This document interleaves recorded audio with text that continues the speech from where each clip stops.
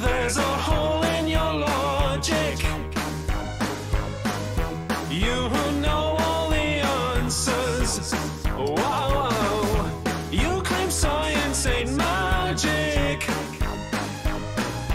And expect me to buy it. Goodbye, Dr. P. You promised you would love us, but you knew too much. Goodbye, Dr. P. You had all the answers, but no human touch. If life is subtraction, your number is off. Your love is a fraction, it's not adding up. Up, up,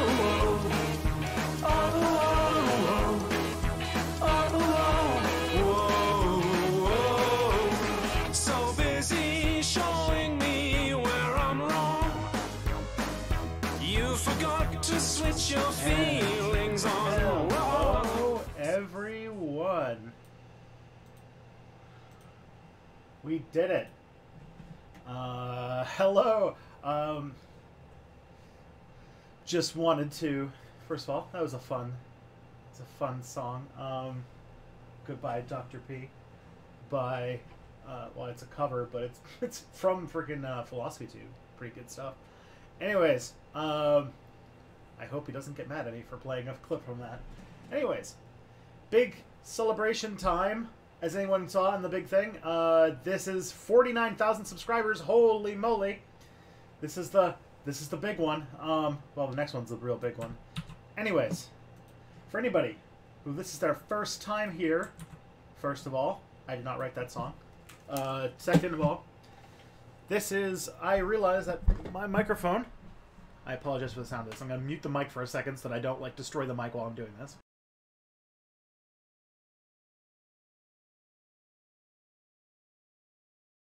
Forgive me, I take a week off and I'm already out of sync. Hello everybody! This is Step Back Tonight, the weekly Step Back stream where I do stuff and entertain you all. And yeah, it's gonna be good times. So, few things to talk about. Post-Vacation Blues, I think, is the title of this stream, because I'm coming down from, if you guys remember, last week there was no stream, except for those people who it's their first time. If it's your first time, by the way, please say it out in the chat. I really want to see who, if there's anybody who's brand new, because you guys are always welcome, and I love to know that there's a new face in the stream. But I also love all the old classics, you know, 255, 1 through 8. I think I see Terry. I did see that Jake Anderson gave a $10 super chat. Thank you very much. Before the stream even started, which, like, wow, thanks.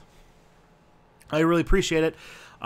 These small things, you might think that, like, you know, $10, what's that going to do? But honestly, $10 is, this is all, like, you know, I'm in the awkward movement from doing this as a side. Right now, doing this as a full-time job in time with a part-time job in salary, and sort of pushing towards getting to doing this so that I can make more of this awesome stuff for you.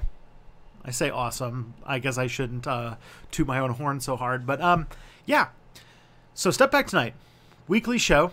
I do it on Tuesday nights, typically when I'm not in Cancun, and I hang out with you all, answer some questions. I used to do stuff, but then I found that you guys liked it way more when I didn't, when I just like hung out with y'all. So I give y'all what you want. You know, the numbers don't lie.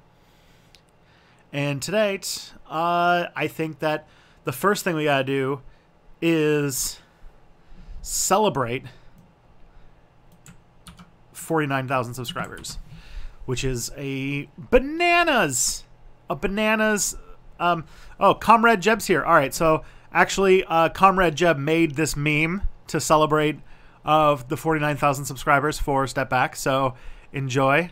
Comrade Jeb is a regular contributor of Step Back memes, and for the record, I collect all Step Back memes that I can get my hands on, and all fan art, and I love all of them, and I love sometimes if I'm feeling low or not motivated, I'll just go and look through them and realize, hey, some people give a shit about what you do. And speaking of which, we return. 49K is a huge deal. This has been quite a huge change to all of the stuff that I'm doing. Like, it's been a crazy month where I've been getting something like 2,000.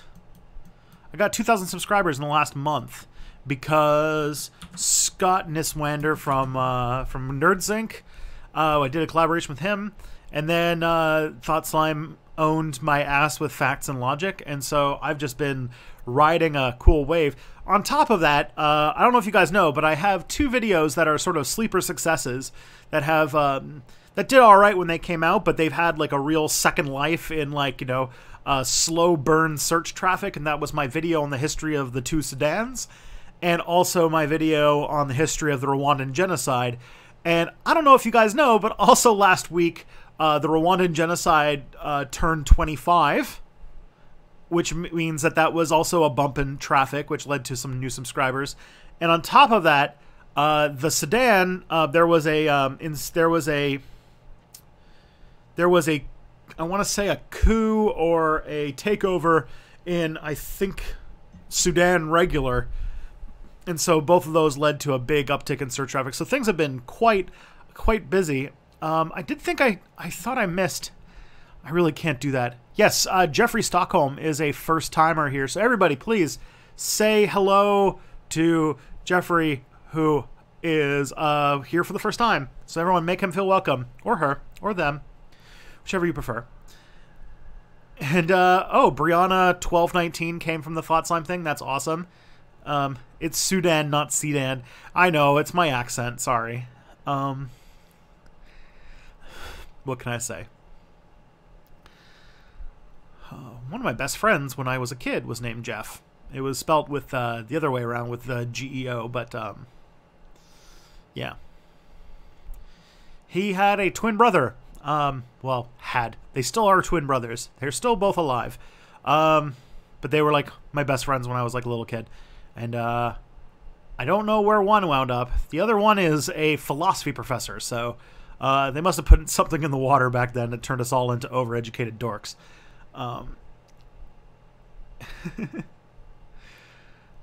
By the way, if anyone who is not Jeffrey, if it's their first time here, please also point that out, please. I would love to welcome everybody and give you all a warm introduction to the Step Back clan, our orc tribe, where we're going to do a history wog across the internet. Shout out to anybody who remembers that arcane reference in the Step Back cinematic universe. So, oh boy.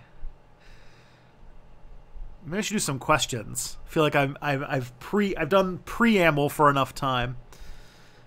First time in an actual live stream, Anton Bengtson. Anton Bengtson. That's the best I can do. I'm sorry, I'm a bloody Anglophone. Welcome to the stream, Anton. Seems like you're not a new subscriber, but this is your first time in the stream. Please, everyone, make Anton feel wonderful and welcome. All right. Our first question of the night comes from Argos Panoptes, which is one of the... Argos is a regular and one of the most fun names to say. Was Marco Polo legit? Did you read his travels? I mean, all right. Like, was Marco Polo legit? As far as I know, yes-ish is my answer. Like many other... So for anybody who doesn't know, Marco Polo was a... Can't really say this because the country didn't really exist back then, but he was an Italian. He was an Italian trader who kind of ventured on the Silk Road and spent a significant amount of time with like Mongols and such like that. Basically went all the way to China, and Marco Polo's travels over his life resulted in things like what people think anyway is like noodles coming to Europe for the first time and things like that. And that's kind of like that's the big thing about Marco Polo that I know. Now, was he like documented all of his adventures, but did he do this? Like, did he? The thing is, like in the Middle Ages, I imagine that there's a lot of stuff that's mythologized, a lot of stuff that is, tall tales. Like, I don't know how legit he is, but as a writer, as a source in a time period where lots of written sources are not a common thing, Marco Polo's writings are a great insight into how people of his time would basically interpret the Silk Road and Asian people in general. And so I feel like even if Marco Polo stuff is not true or is exaggerated or whatever, historians don't necessarily mean that throws things out, because like the whole like history field is all that being about like quote unquote throwing things out because of bias. You would have nothing left. Everybody has bias. Everything has a bias in it.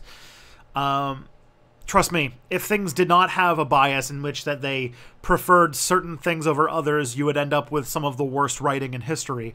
What historians do is they try to look at writings and try to use them as a way for us to understand the way that people of this period understood the world. And that's sort of that's like one of the big distinctions that I think separates a lot of people from who are outside of the historical profession from inside, because like that is one of the things that historians have to do.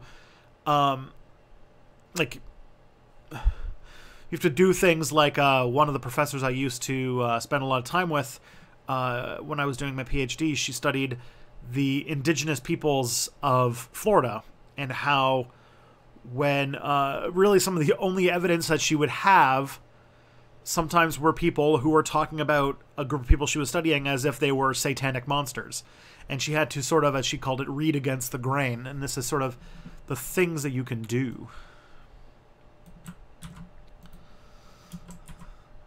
Hey, $1 super chat from Paige McDonald. Thank you so much, Paige. Much appreciated. I recognize your name from Twitter. I haven't seen you in the chat before, I don't think, though. So if this is your first time in the chat page, please make yourself known. You are welcome. You are welcome. But to be honest, on the Marco Polo thing, just kind of put the last little stake in the thing. I am not a European historian, and Europe and let's say Eurasian history in general is not my strong suit, and so I tend to be very wary when I try to say things. Like the closest I know a little bit about the Middle East because I studied 21st century America, but besides that, not like 20th century Middle East is like completely different thing. So Google gave Summer free chats, so here you go. Well, there you go. If you got free chats, I'll take free chats. It's still money, I think.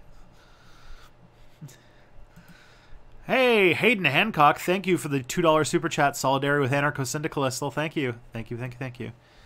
All right. The questions are piling up, and I just keep thanking people and welcoming people, and I'm like, oh. So I gotta like, I gotta, this monkey's gotta dance for his dollars.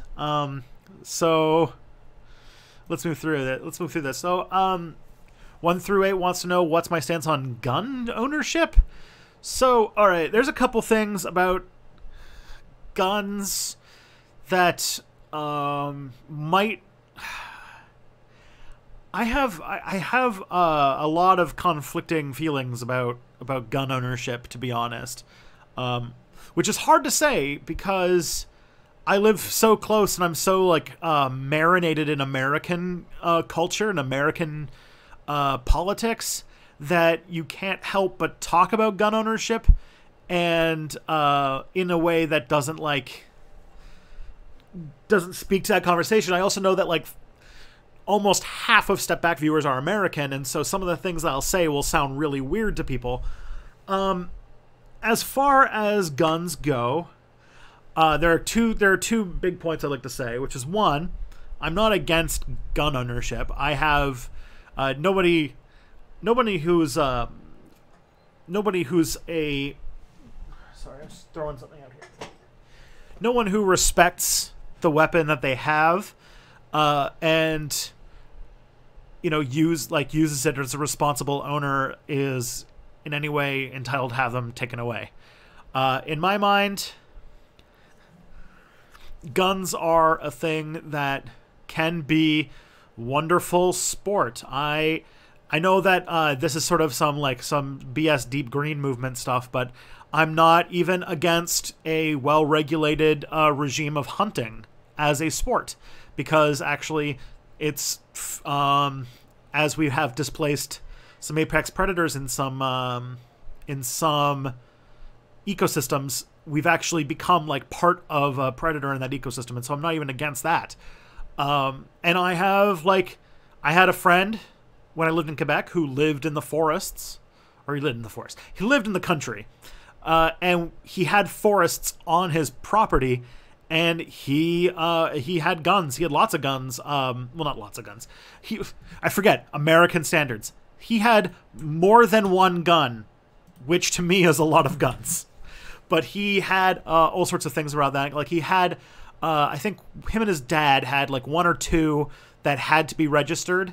And then he had a couple that weren't registered because you don't have to register rifles in Canada if the design is from pre-1890.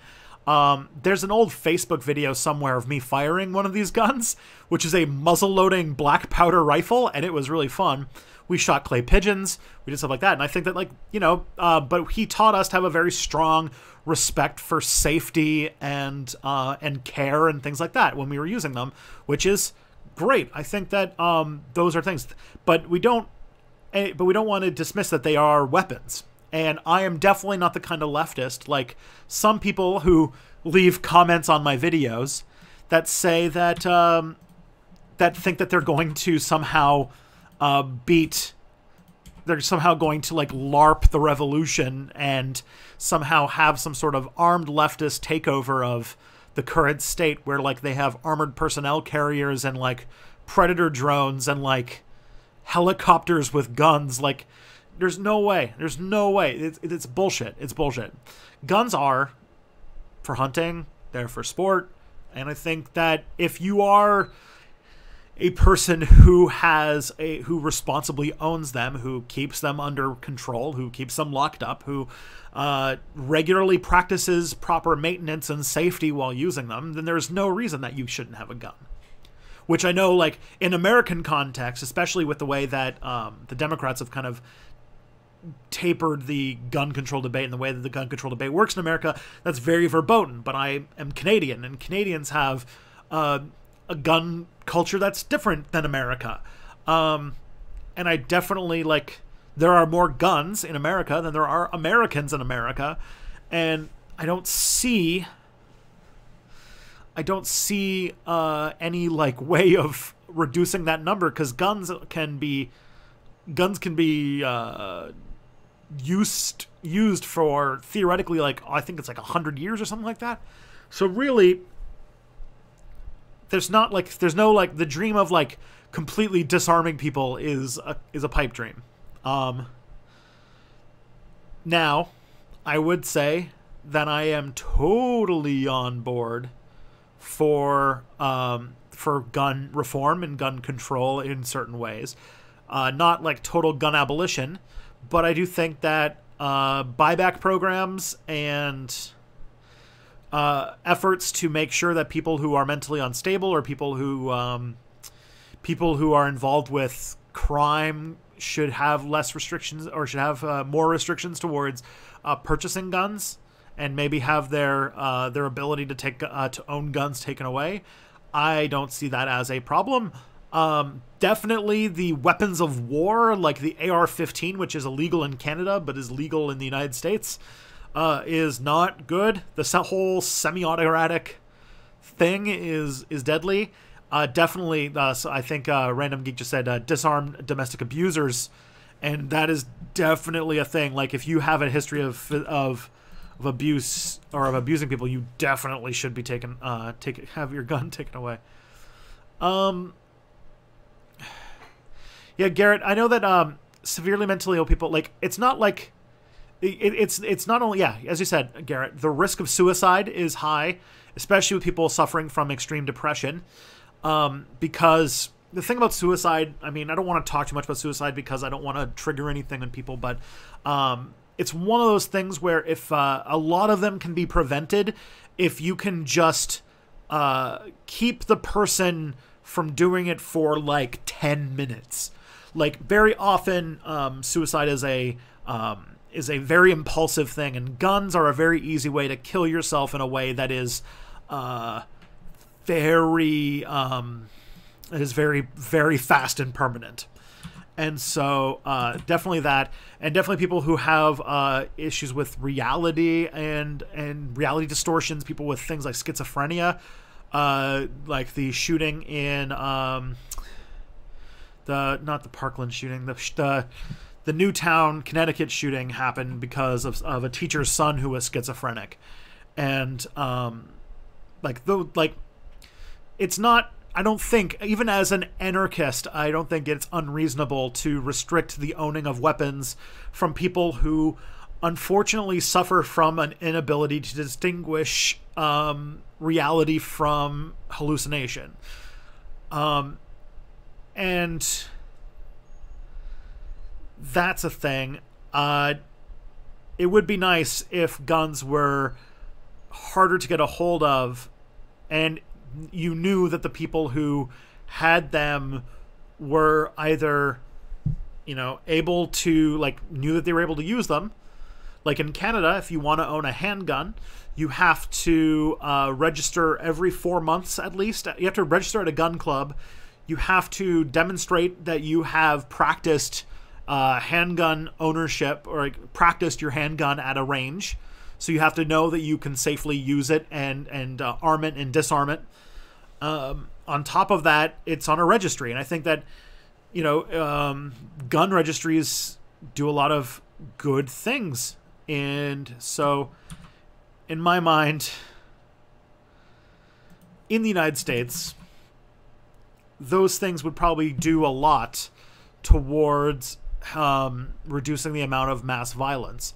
Because very often, the people who commit mass violence are people who have a history of being associated with hate groups, or being associated with white supremacist organizations, or with gangs, or with organized crime of any kind.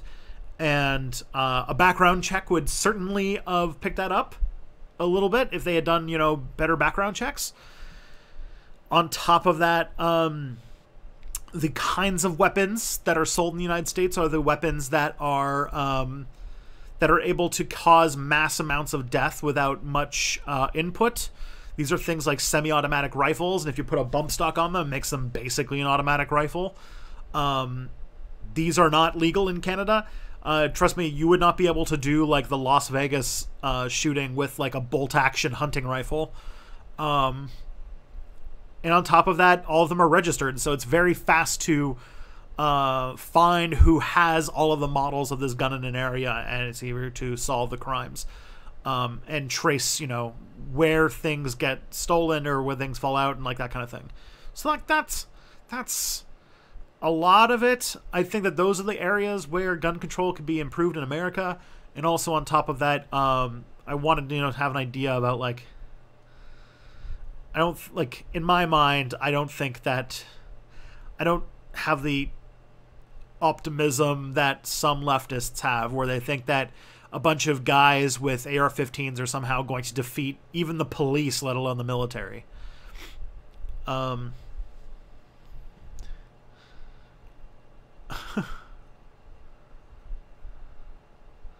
It's a tool for... Oh, boy.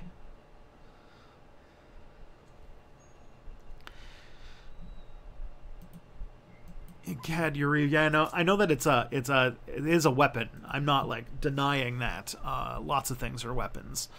I am thinking that guns are like many other dangerous objects that people can have. They are things that, like, a freaking bow is a weapon, and you don't, even though, yeah, okay, the force multiplier part about it is kind of gross, but I think that weapons for sport are not terrible things, especially if they are, if you make sure that people are, the people who own them are responsible and maintain them well and are of sound mind to have them. But I have no like, you're looking a little orange there. It's funny. I don't know if I'm orange, but I definitely got tanned when I was in the Yucatan. I'm so used to the study of a history being a place where people push civility, politics, and romanticize the past. Good to see honest discourse regarding history. Oh, thank you very much to Murray KY. Much appreciated. All right. So that was 1 through 8 who asked that question. What's your favorite historical mystery? Spooky S. Boneman is asking. Oh, that's another person I really like. Spooky S. Boneman. All right. What's your favorite historical mystery? That's a good one.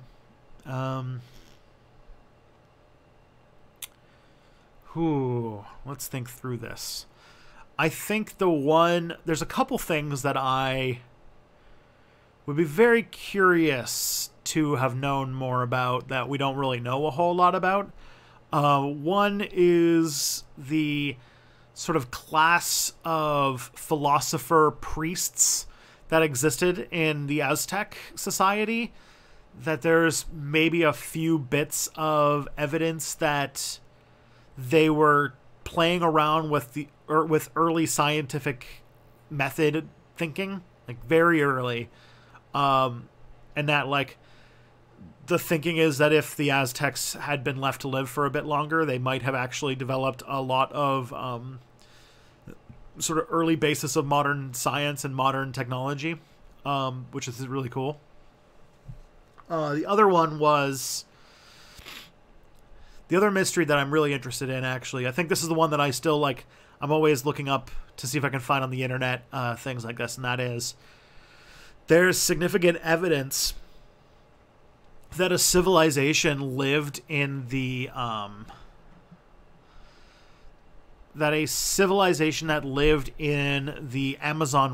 or what we call the Amazon rainforest today, existed, that had as many as 1 million people living in it.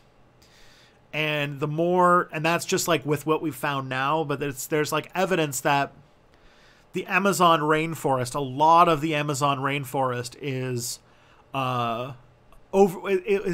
described by some archaeologists as an overgrown garden, and that the Amazon has a lot of plants that seem like they are almost too useful for people. And there's a lot of thinking that, like, wow, it looks like humans might have had a significant impact on what grows in the Amazon. And as we chop down more and more of the Amazon to build farms, we're starting to find these earthen constructs that these kind of earthen constructions that look like they could have been fortifications or parapets or homes for large amounts of people. And so there's not a whole lot known about this civilization or what kinds of people or how extensive they were, but all of that together points that there's significant evidence that that in deep South America, there was a pre-Columbian civilization that was extremely large that we have no knowledge about because they probably went extinct shortly after contact. We don't know where they went. I think it's interesting. I think it's really, really interesting. That's my mystery. That's my choice.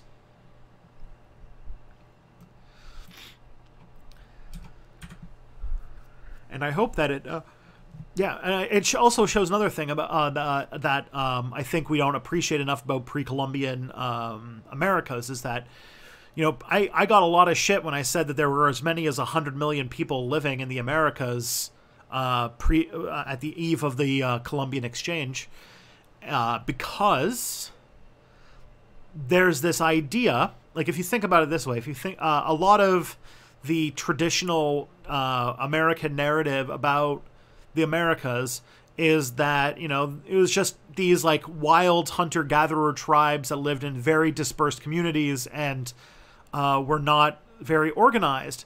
But honestly, if you look at it with an honest lens, what you find is that the archaeological record shows that the more you look at it, that the peoples of the Americas were a lot more numerous and sophisticated than people thought. And that what people were seeing, what Europeans were seeing when they saw scattered tribes and scattered groups of people, were probably like, you know, the post-apocalyptic, like 90% of people had already died civilizations. And the reason why everything was so grown over is because they're like, well, no one's built anything. It's because it all just got abandoned, had to be thrown over, or had to be grown over. And it's just like really,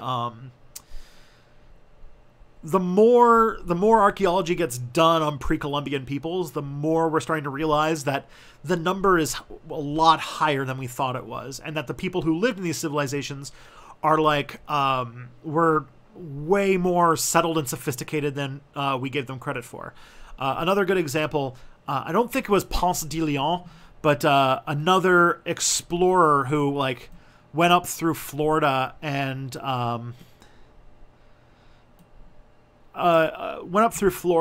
explored like modern day American Southwest, specifically Arkansas.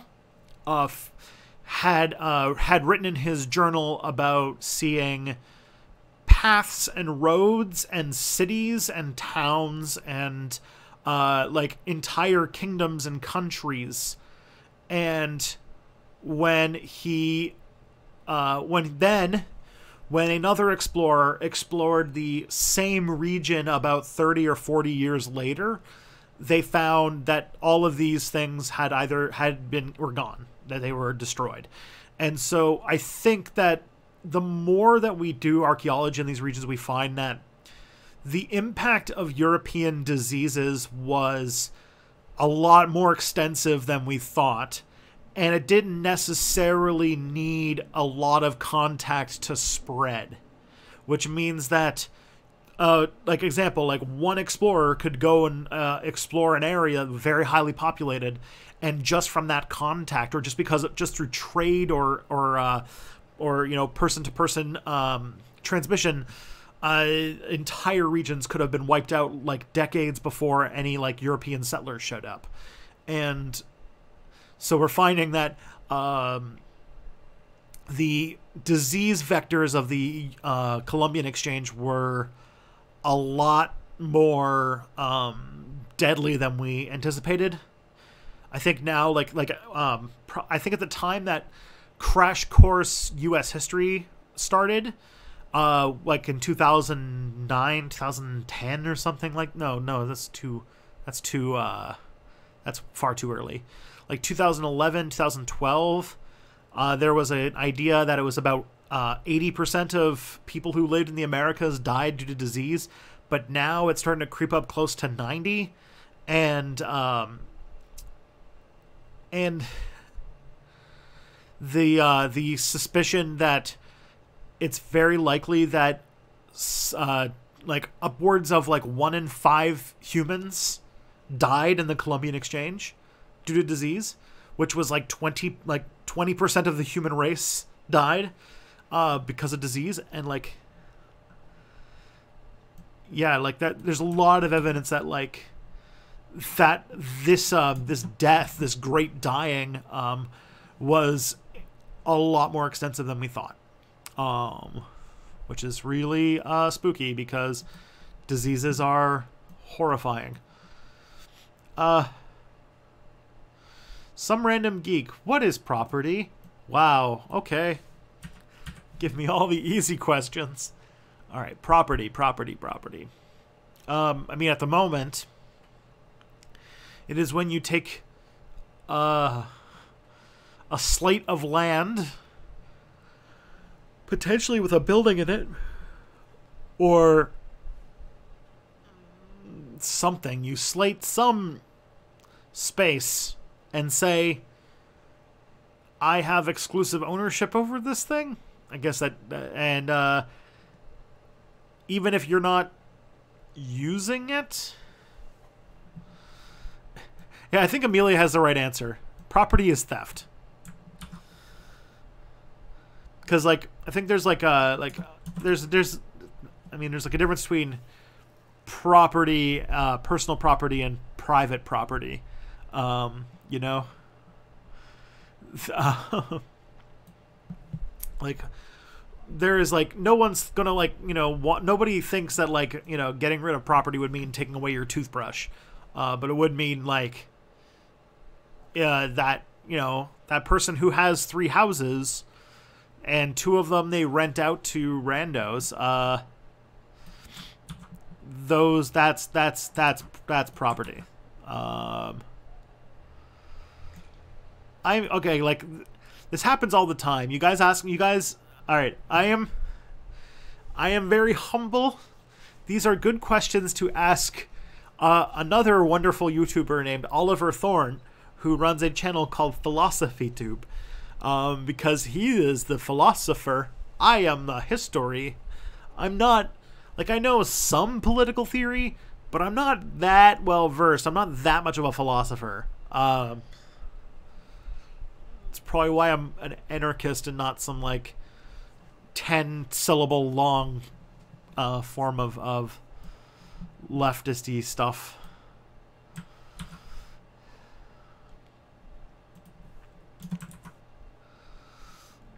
Yeah.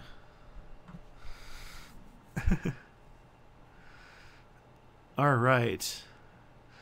Do you think that Ted Cruz would have been a worse president than Donald Trump? As far as like,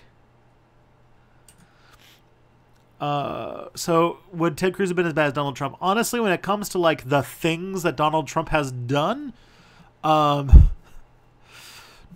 like, with a side, like, Donald Trump has done many of the like things that have been on the Republican wish list for decades.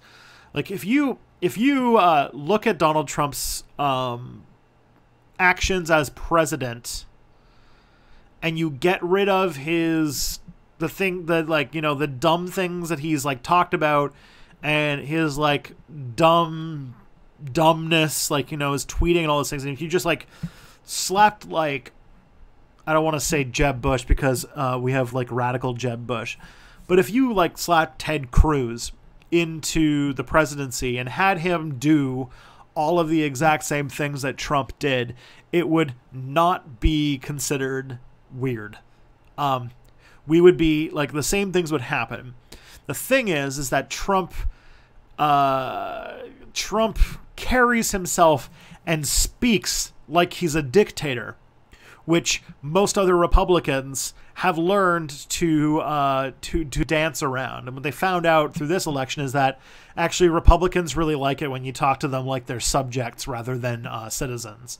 So there's that. And I mean, like, because like most of it is just like he's just doing like the stuff that like what's it called, the like, trying to think what that organization, that like neoconservative think tank, like, if anything, if Ted Cruz were president, the main difference would be is that America would probably be at war with something, because Trump doesn't seem, even though he like, you know, bangs his drum about war, he seems to have like really angered the neocons, and I feel like Ted Cruz would listen to neocons more and end up in more wars. Trump is just like trying to just go way more fashy, but it's very often it's a thing of language. Heritage Foundation, yes, mysterious leftist. That's what I'm talking about. The Heritage Foundation's like wish list is basically what Trump has done, and Ted Cruz would have done very similar things. The only difference is Ted Cruz would have had a nice, flowery, well-written speech before he addressed the nation, saying that he was going to put children in internment camps, while Trump is just like, fuck it, I'm going to put children in internment camps, and I don't give a shit. And then, like, have the, like, 5, like, you know, Trump spokespeople have to then, like, scratch their head and, like, look at the camera and be like, oh, shit, how am I going to say this in a way that makes him sound sane? Because Trump is, like, a sundowning, like, there's, like, a lot of evidence he's, like, kind of losing his mind. He's, like, some people are saying he might have dementia or something like that, and he's really just saying whatever he... whatever the last person who spoke to him is. In some ways, that was very similar to how George Bush ran things. So, yeah. Only Bro 555. Thoughts on Peter Griffin? I mean, Coffin's new hot take about Notre Dame and something about making people making commodities. I mean, I don't think so. Okay, so yeah, so I didn't catch all of this. But during the Notre Dame fire yesterday, Peter Coffin was going on this long Twitter thread about how, honestly, like it was, I didn't really understand very much of it. I do know that I was like, that was it was a little tactless to just be like, while everyone's freaking out over like the loss of like all of this heritage, being like, oh, this is a commodity and like all those things. And it's like, okay, that's very Peter Coffin though. If you know him, you know, he's got this idea in his head that he's trying to articulate, and he's trying to get it out. And every Peter Coffin video, if you think about it, is him trying to re-articulate the same thing over and over again. And every like Twitter thread he goes on while something's going on is him trying to articulate the same thing over and over again, because he has this idea and he's just trying to make it stick, and he's trying, and I can tell that he's like, you know, the gears are going in his head that he's trying to piece it all together about what is this like postmodern like Marxist commodification of social status. And I think that it was like, I don't necessarily think he's wrong. I don't really know. I haven't really gone down the rabbit hole as much as he has on this subject. But I do think that it was, I mean, I don't want to start anything because I think he's actually a pretty nice guy. It's just, it was definitely not like the best idea to say that literally while Notre Dame was on fire. But yeah.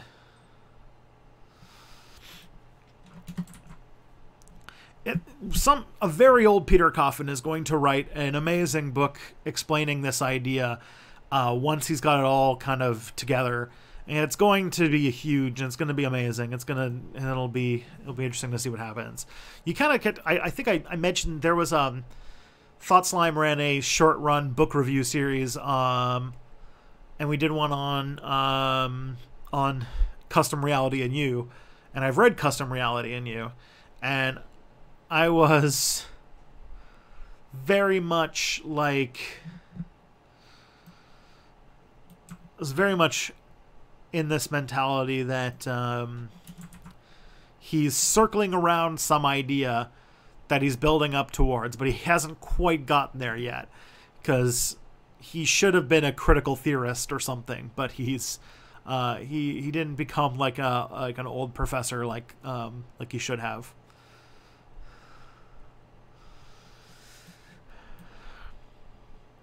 All right. There's no ethical consumption under capitalism. If that's the case, could you say you have an obligation to try to make the least unethical consumption choices? All right, so this is 255AD's question about no ethical consumption under capitalism. All right, so should you try to make the most ethical choices that you can? Yes, to an extent, although the amount that you are... I mean, obviously, yes, you shouldn't be like a hedge fund manager. That's definitely, like, there's definitely an extent there, but, like, in many ways, the impact that you're going to have on certain things is limited without breaking the system that is creating it in the first place. In which case, it just comes down to whether or not you could be comfortable with some things. That's how I would see things. It's very very complicated, very personal in my mind.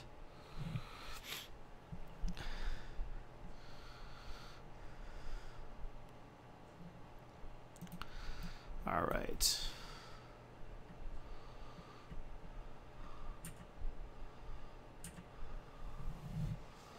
Let's see. What's next?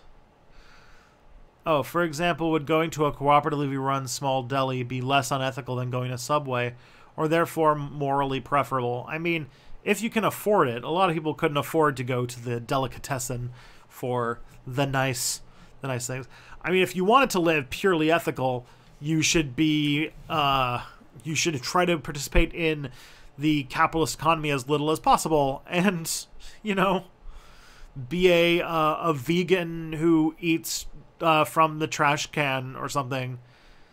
I feel like the only way that you can really consume ethically under capitalism is to steal from the grocery store garbage dumpsters, which I feel like people have stopped talking about. But like, I remember when freegans were really a thing, like people who they got a significant portion of their food by just stealing what grocery stores threw out.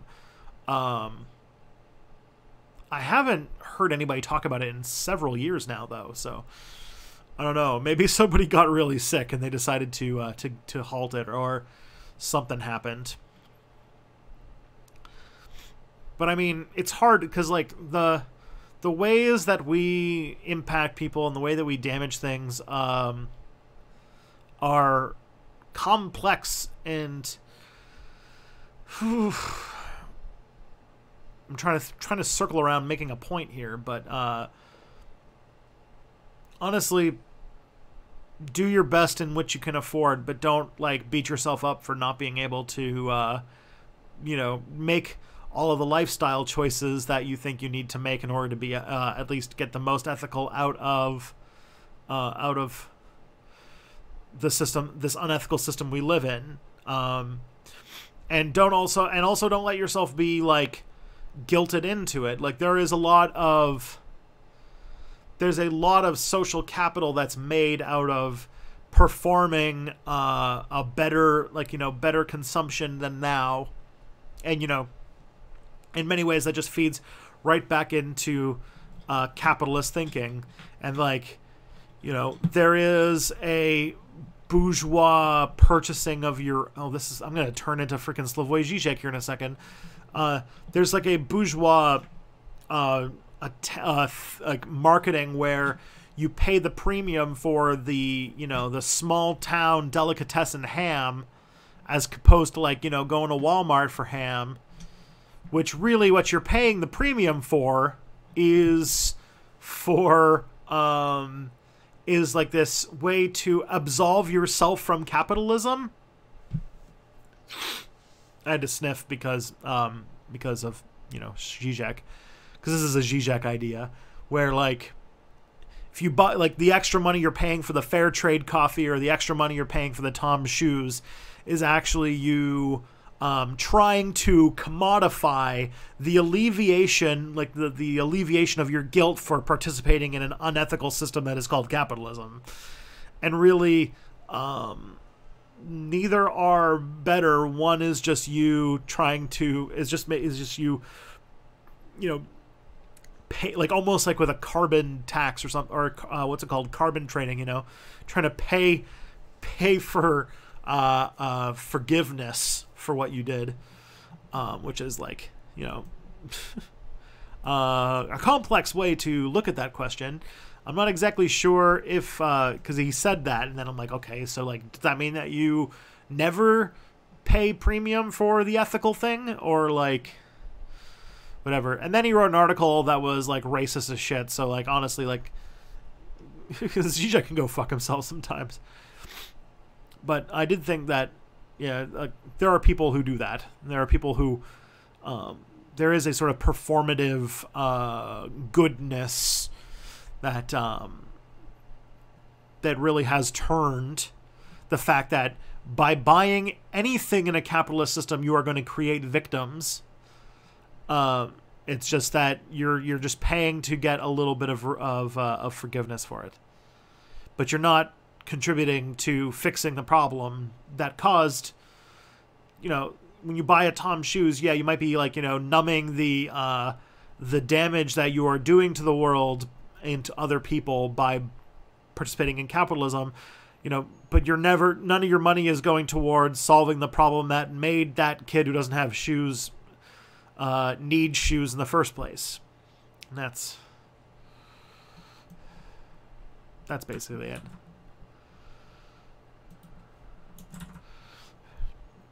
And then something about ideology, and then and so on, and then drooling.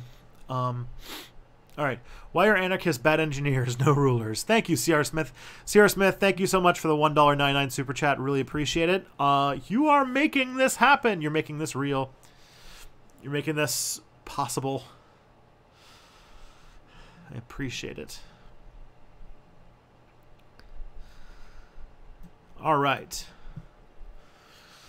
Argos Panoptes, thoughts on Canada wasting pure water to get oil from tar sand? Oh yeah, it's one of the grossest things that we do. And it shows that this is just one of many, many reasons that we don't...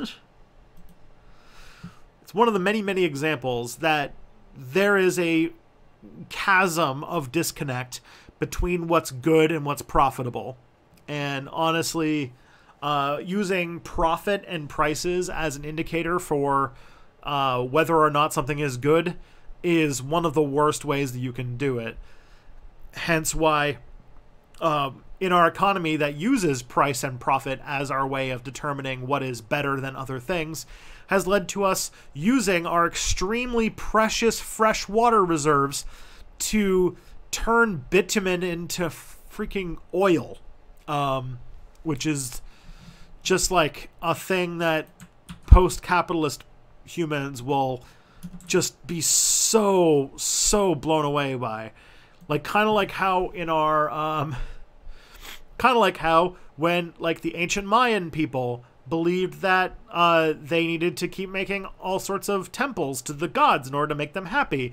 And so they drained all of their fresh water reserves to make stucco to make pyramids. And then when they ran out of fresh water and their society went into a massive decline, you know, that to us sounds crazy. Why would they do such a thing for a thing that doesn't exist? And then, like, you know, 1,000 years from now, people are going to look back on our society and be like, yeah, we used the last of the fresh water reserves on the planet for burning fuel that we didn't need because we had other sources of energy. Because they did it in order to make a number in a computer go up for, like, 6 people. And they're going to think, why the hell did they do that?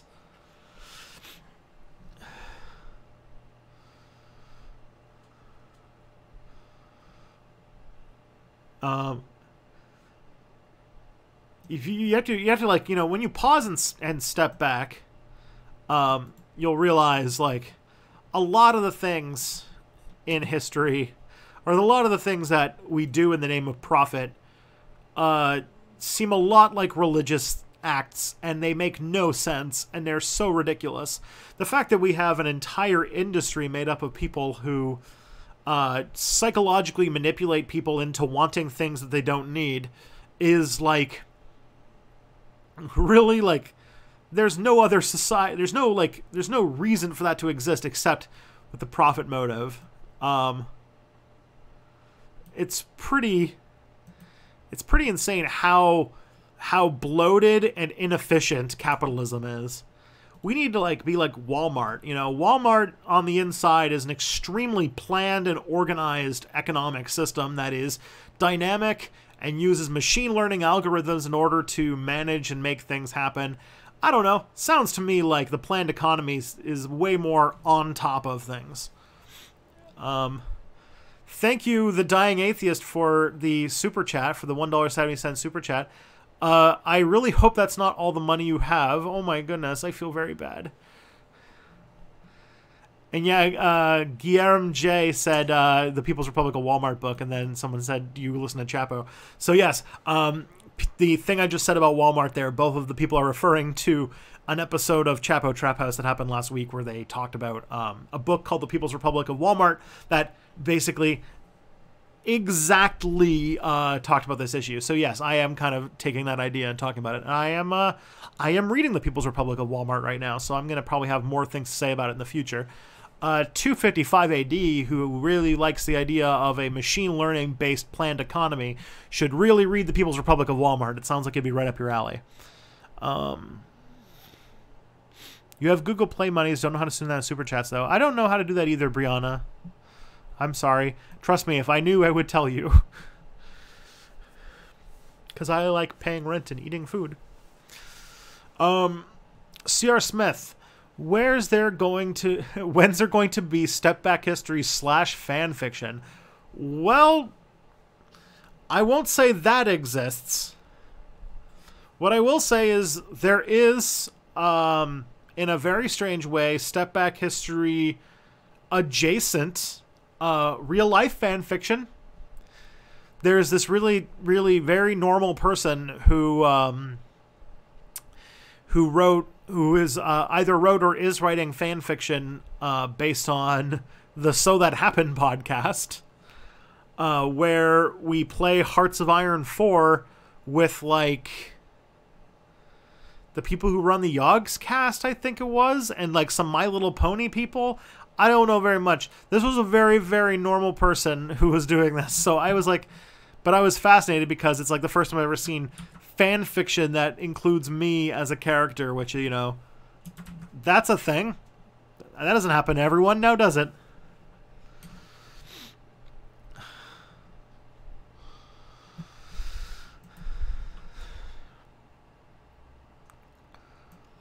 So there is Step Back History fan fiction. We haven't gotten into slash fiction yet, though. I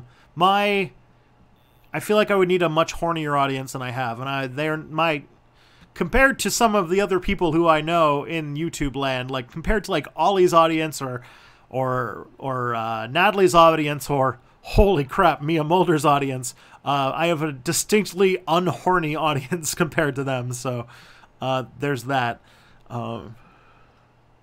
I don't know. Maybe now that I've got this tan, maybe I'm a little bit more suave. I don't know. I feel like your audience is almost all 30 plus. You know what? The biggest demographics are they actually give you these numbers as a YouTuber.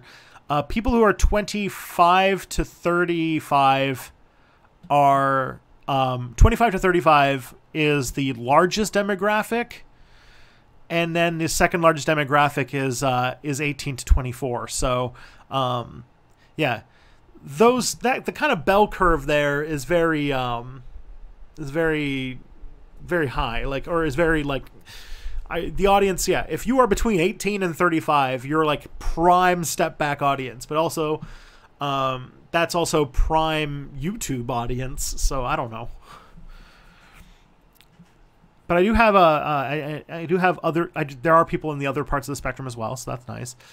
Oh my. Wait, Spooky S Boneman, does this mean it's your 22nd birthday? If so, happy birthday, yo. I will also say that many people in the streaming audience tend to be younger. You guys are all saying I'm seeing, I think the youngest is 16 with Jeb Bush, but I know that Comrade Ace, who shows up here sometimes, is 17. And there's like Shahar, who's like 12 or 13. And there's a bunch of 30-year-olds, which, you know, I'm 30, so have fun. Actually, there's a bunch of YouTubers who are all 30. Natalie, ContraPoints, is also 30, and we're like, Natalie's like 1 month older than me. And I think there's some other people, but there's an age. 59.78 years old. Wow, that's very specific. Well, dying atheist, I hope that we can invigorate you. Old man yells at clouds.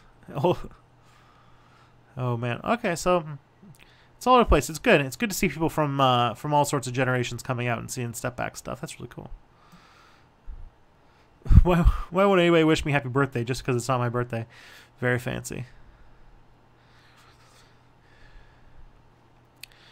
Yeah, all right. Let's go into some more. Have you tried steamed hams? Steamed ham. I remember watching 23 short stories about Springfield live when it came out on Sunday night. So that's how old I am. Oh yeah, and I also forgot that Thought Slime streams now at the same time as me. Oh no. We'll have to work that out somehow. Okay, we already did that. Is the Superman in the latest DC cinematic crap shoot the worst depiction ever because they stepped away from his I will and power so I must save? I have the will and power so I must save. Oh man, I am not much of a Superman. Like I'm all right with Superman. I think that a lot of people give shit to Superman who doesn't deserve for a fictional character, I guess. But Superman. What is the wise thing to say about Superman? Definitely the DC depiction of him is a little messed up, but is it the worst? Like, there's been other Superman that are like very much not like who are very much in the same vein. Like Frank Miller's Superman's pretty terrible. The Frank Miller Superman in the 80s is basically works for like Ronald Reagan, which is really crappy. It even looks like Ronald Reagan a little bit. That's like the Dark Knight Returns Superman, I think it is. So there are, trust me, and there was also a time when Superman had lightning powers in the 90s or something. So like, there's been tons of terrible Supermans. But as far as like departure from the character, I do think that Zack Snyder in the sort of DC cinematic universe Superman is definitely made by somebody who doesn't get why Superman is awesome.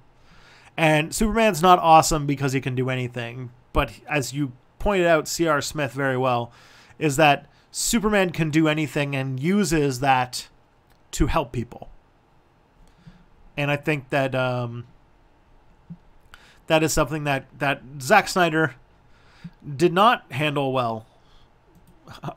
Which, you know, is also true of most movies Zack Snyder makes, because Zack Snyder is bad at the movie thing. I don't know why people keep giving him money to make movies. I don't get it.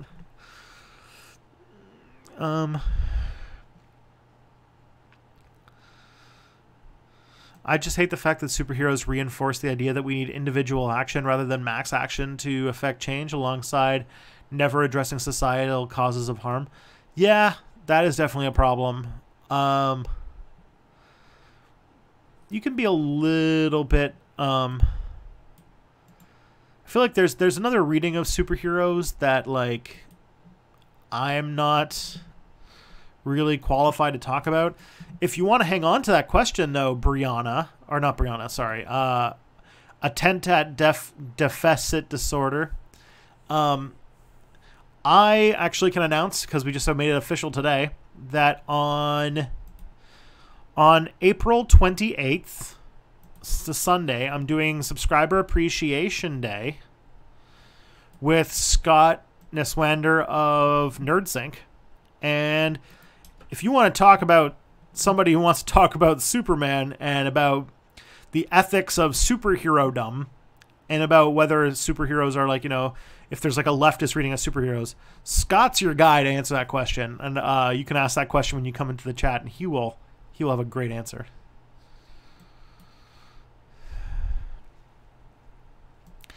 An anarchist superhero is possible, but would look radically different from any of the Marvel slash DC heroes. Garrett, there's an amazing. I keep putting it out there in the universe because I know it exists somewhere and I want to find it, where somebody made a superhero who was built by. So what happened was, it's a Marvel thing. So a bunch of Stark Industry workers unionized, and because they unionized, or they were unionized in like Detroit or something, and Stark Industries, as part of like, restructuring and everything like that, they shut down the Stark Industries factory in Detroit and left all of these like unionized workers out on their ass, like these working class people. And so what they did is, to take down Stark Industries, they made, with all of their knowledge, but without very good materials, they made another Iron Man suit, and they made a hero named Scrap Iron Man. And it was like this working class Iron Man who was supposed to take down neoliberal Stark Industries. It's kind of like the superhero version of, there was this guy who, there's a story of a guy who like stole a tank or something, or he made this tank-like vehicle and just like wrecked shit until he eventually was arrested. And it feels like it's like a superhero version of that. But I thought like, hey, now that's a leftist superhero right there, Scrap Iron Man.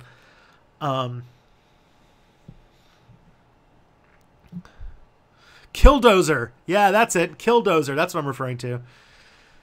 Oh, man. Let me find a link to the Killdozer incident, because it's kind of badass, and it's another working class superhero.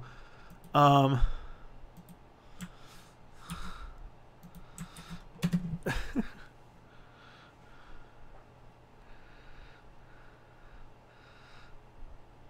man.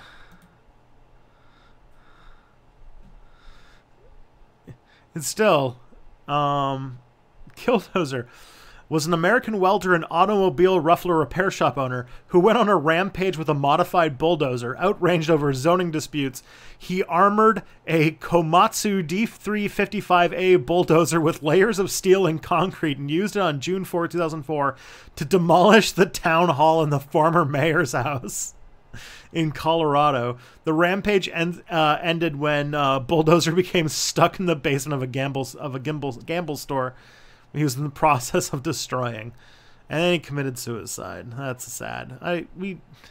But still, Killdozer. Answer more of my questions. I've been saving them up for 2 fucking weeks. Holy crap. Is there a leftist reading of getting mad about stale memes? Is Killdozer a stale meme now, I guess? I am a stale meme of a person, so let's move on with this. Did you watch the original Doctor Who series? Well, Argos Panoptes, isn't there like 700 episodes of the old Doctor Who? I've watched, I tried watching the old Doctor Who for a bit. I watched the Aztecs. The first like 5 episode arc of Doctor Who. I watched the Skaro one, the one where they first see the Daleks. That was kind of cool. But I haven't really watched any other Doctor Who episodes. I feel like maybe sometime I'll watch them, but I've been told that there's some real stinkers in there. So I maybe want to like look for like a best of series, you know.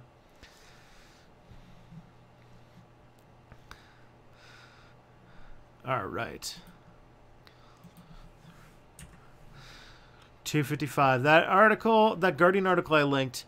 How should the majority in a society react if a minority are engaging in bigotry against another minority, i.e. in the case of the UK Muslims being homophobic? Don't let them dictate policy? I feel like if somebody's trying, if a group of bigots are trying to push the government to act bigotedly, don't cave into them. A lot of the early Doctor Who episodes are missing. Yeah, that's true too. What I probably should look for is like the top 100 best old Doctor Who arcs or something and watch those. Because if I remember, it was also a lot more serialized back then, so you could probably do that. I do like Sylvester McCoy as an actor, so I would love to see some of the Sylvester McCoy episodes. Although I've been told his run on Doctor Who was not good, because it was like when the show was basically on death's door, and but then they made him like go like super evil near the end. I'd be interested in seeing what that looks like. But we'll see. And then there was one where like they just turned Doctor Who into like a spy show, because they were like, spy shows are popular. Turned Doctor Who into a spy show. And like he had no TARDIS, and he lived on Earth, and it was like he had a car. Oh, I heard that was they did that for a bit. So yeah, there's all sorts of stuff. All right. I find it so crazy that there are things that aired on television that we just lost all record of. You think that's bad for Doctor Who? There are tapes of the freaking moon landing that got taped over. So, much I would say that is a much more destructive thing. The Camp of Androsi, all of the Seventh Doctor, and Time Flight. So the Seventh Doctor is good. I was told it was rough. Oh, Thought Slime is streaming. I know, Anarcho Fledgling. This is, I could understand. I can see the numbers going down because people are going and checking him out, which I understand. But if you stick around, I promise to try my best to be entertaining. I will say that as far as Doctor Who-ishness stuff goes, that I will say 2 controversial takes, and then I'll move on. Which is, 1, I really liked Matt Smith, and number 2, I really liked Jodie Whittaker's season, and I thought the Jodie Whittaker season of Doctor Who was supremely underrated, and I think that people who reviewed the episodes poorly on the internet were just getting mad that it wasn't that it was different from previous era, and I think that Matt Smith as a Doctor was quirky and fun, and everything that I love about the Doctor was in Matt Smith, and the things that I didn't like about the Doctor were not emphasized. And also Jodie Whittaker's got a lot of it too, and I think that Jodie Whittaker is an awesome Doctor, and I'm really excited to see what the next season is, because season 10 was actually really, really good, in my opinion. That's a controversial take. I don't know why there's a lot of people who hate Jodie Whittaker's season, but I thought she did really well.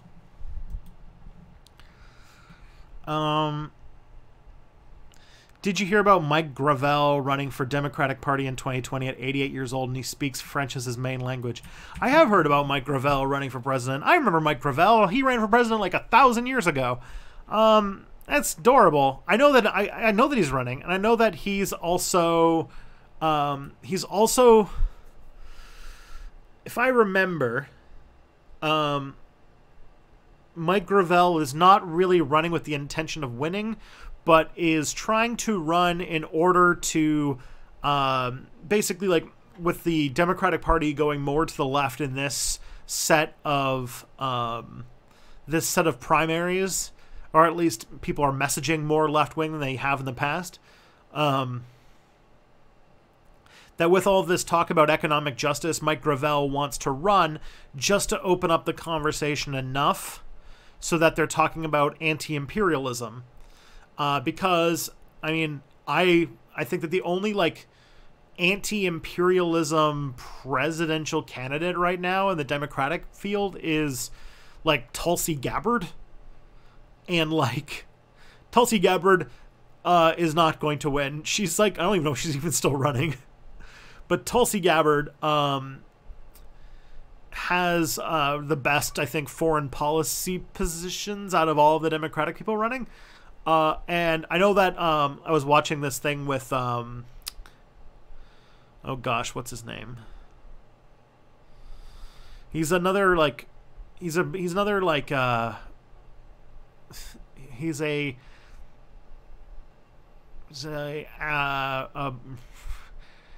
He's a activist, a black activist who is a really big fan of Bernie Sanders and stumped speeched for him during the previous campaign, and is doing it again.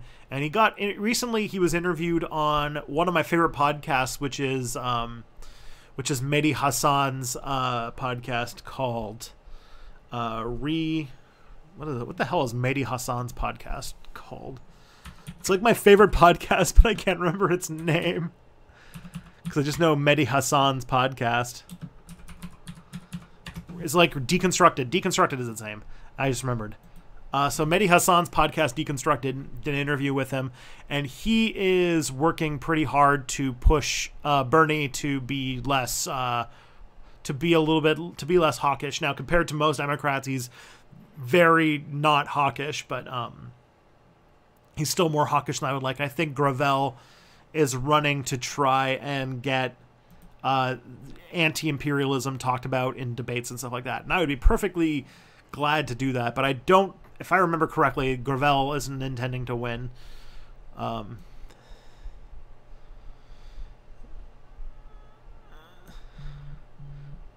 found a YouTube channel that does a whole series of If Doctor Who Wasn't Axed 1989, and I do suggest watching a few because some of the stories he covers are the good ones. Yeah. Detail of each alternative seasons. Man, it's like alternate history, but for a TV show. That's a new thing.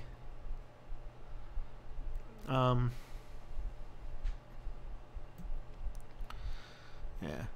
Also, Matt Smith is actually pretty awesome in The Crown as well. All right. Argos Panoptes, analytical or continental philosophy? Yes. How do you debate a nationalist? Well, Gad Uriv, that's a good question. The thing is that I think this is like a thing that comes up. This is a thing that happens in liberal world a lot. There's this idea that you can somehow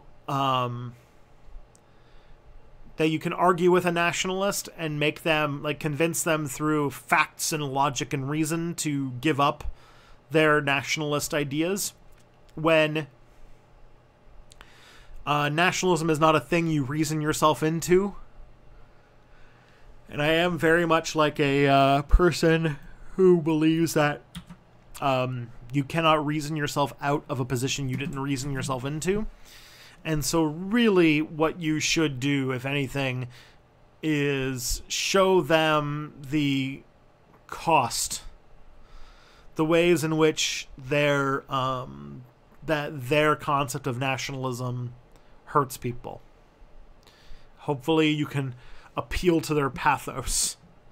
But honestly, when it comes to things like nationalism, which is basically racism in a lot of ways, it's a factor of exposure and time. And honestly, you're going to have to be patient with people, and you're going to have to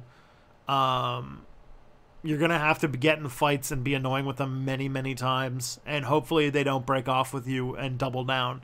But honestly, it can take like 100 interactions before they start changing their mind.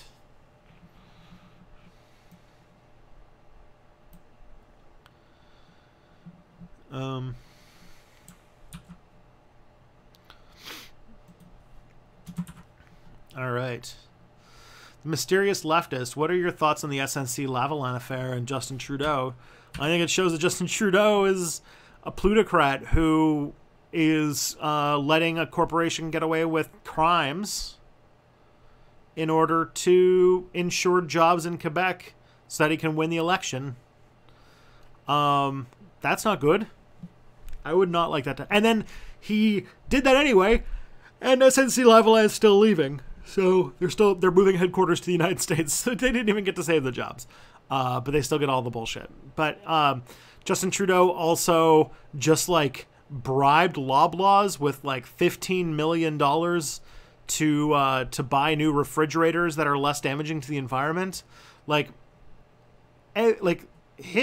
Trudeau and like all of the liberal solutions to major issues always seem to involve giving lots of money to like the richest people in the country.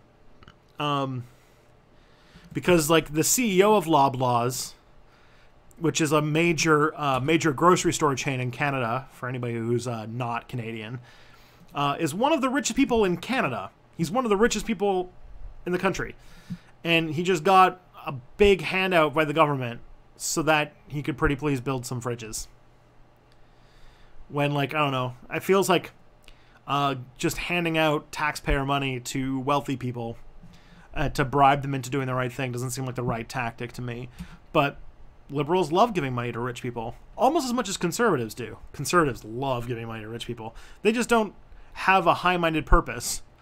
They won't give money to Loblaws to, you know, buy new fridges. They'll just give money to Loblaws. And they'll be like, meh, why not?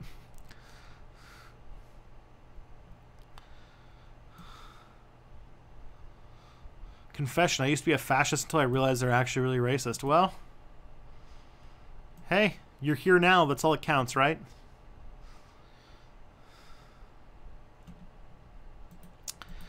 Suppose it turned out that advanced aliens had been using micro drones to film humans since the dawn of history and decided to share records with us. How would that affect the history profession? Oh, man.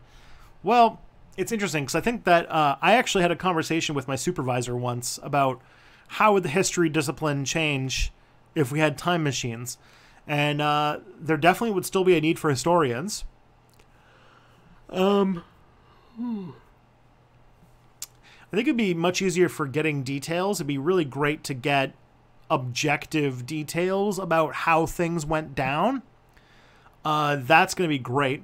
But also, a lot of history is about understanding how cultures work and how people fought and things like that, that we that, you know, you're still gonna have to do a lot of interpretation and reading to get through in history. So in my mind, it would lead to a lot more fact checking that would be a lot more useful, but wouldn't lead to any like you still can't do experiments, so history would still be a humanities field, because you can't do history experiments, so you're still doing inductive reasoning and trying to figure out how something happened using the clues you have, and that's just the nature of the field. So history wouldn't change. History would change a lot, but like structurally, it wouldn't change as much as you'd think. Except that there would be a lot of grad students who would do their entire dissertations on studying those things and looking at some of the moments that we're really unsure about and just being like finding some interesting surprises about the past that we didn't know about. And definitely it would help the field immensely. But structure-wise, I don't think it would completely wouldn't like toss out the entire field or anything like that. Argos Panoptes, was Benvenuto Cellini legit? He was an Italian sculptor, and according to his autobiography, killed multiple people and got pardoned by the Pope. No idea. I can't even, that's the first time I've ever heard that name, so I can't speak to that. Wouldn't surprise me, but I can't speak to it.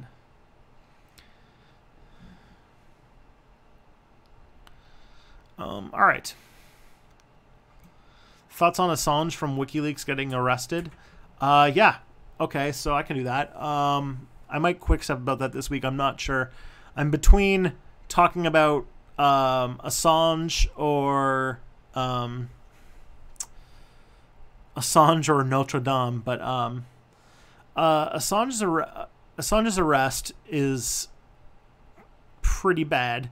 He's basically getting arrested for doing journalism. That doesn't now speak to the fact that like Julian Assange kind of sucks as a person, but sucking as a person is not a crime, so there's that. But what he's getting arrested for is like doing journalism, doing investigative journalism, and I am terrified on what black corner of the world they're going to send him to, and what horrible things are going to happen to him because he dared defy the empire. You're having a fried egg sandwich, mustard or ketchup? I mean, I would go for both, but I've never heard of mustard on eggs. Bet it's good, though. I am a fan of the ketchup and the mustard. When you said you might read some of Ian Banks's books, in the back of my mind, I was like, you don't like them. Oh, okay. Is that immature, wanting people to read your favorite books because you don't want people to dislike them? I don't think, I don't think my opinion should matter that much to you. If I don't like a book, you don't have to not like it either. People disagree on things all the time. I don't know. When I like something, there's a lot of people who get like this. When they like something, they want nobody to criticize it because they're afraid, because like they want to like hang on to the happy memory. Honestly, I've kind of just like gotten comfortable with the idea that like some of the shit I like is gonna be bad and problematic, and that's okay. You can still like it. I think that's how all anime fandom works. Anytime I ask people who like anime, like, what do you like about this? Why do you watch this? And they're like, oh yeah, it's bad, but I like it anyway. And honestly, like, there's probably books that I like that most people would find terrible. I spent my vacation reading a like manual for Dwarf Fortress, so like, I don't know what's good or bad, but you know. I would say if I was having an egg sandwich, I'd probably put sriracha sauce on it. Anyways, back to the whole thing. Like, taste is taste. You can't. And honestly, when I like something and somebody says they don't like it, I'm interested in what their perspective is. I don't necessarily want to shut down their interpretation. I'm actually interested in that kind of stuff. I like understanding. I personally just like understanding literature in that kind of sense, and I like watching a movie and then having one interpretation of it and listening to other people and seeing how like they like or don't like stuff. But honestly, just like what you like. I don't see anything. I don't see any problem with that. Like I said, my favorite video game right now is one where I like make ASCII characters dig holes. So I don't know. I don't know what to tell you.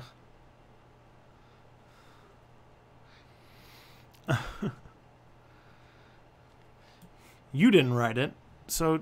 And you know what? Nobody liking or disliking something can take away your enjoyment of it, so don't worry about that. The writers and editors of AnimeFeminist.com can tell all of the problematic things about their favorite things. Yeah, exactly. I, for one, don't get anime. I can't. I've tried. I've tried to give it a fair shake on multiple occasions. I watched all the animes that everyone said was really good. I've got a few that I'm still have to watch someday because these are told that these are the best ones. I'm still sitting on Cowboy Bebop and One Note. Those are the two that I have. I'm gonna watch someday. Shannon Strucci really wants me to watch One Note. She's a really big fan of One Note. But I was not a really big fan. I didn't like Attack on Titan. I didn't really like Death Note. And my experience of anime before that was like Gundam Wing and Dragon Ball Z. So like, you know, hello Shannon. Hi Shannon. That is Shannon Beat. That is if anyone knows Mr. Beat, that is Mr. Beat's partner. Hello.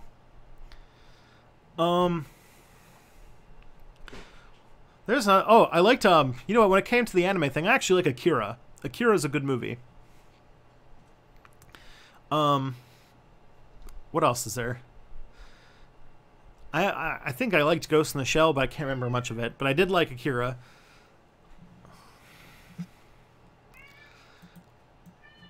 Alrighty. Comrade Jeb... I live in a heavy pro-gun area where everyone owns one, shoots one, and I'm like the only person who hasn't or cares to. Yeah, there you go. All right, my cat is losing it. Yes, all right, he wants up. Ugh. There you go, buddy. All right. This is gonna take over. That like I can just, the chat's gonna freak out about this. Here, I'll even adjust the camera because I know what you guys want. This is Romeo.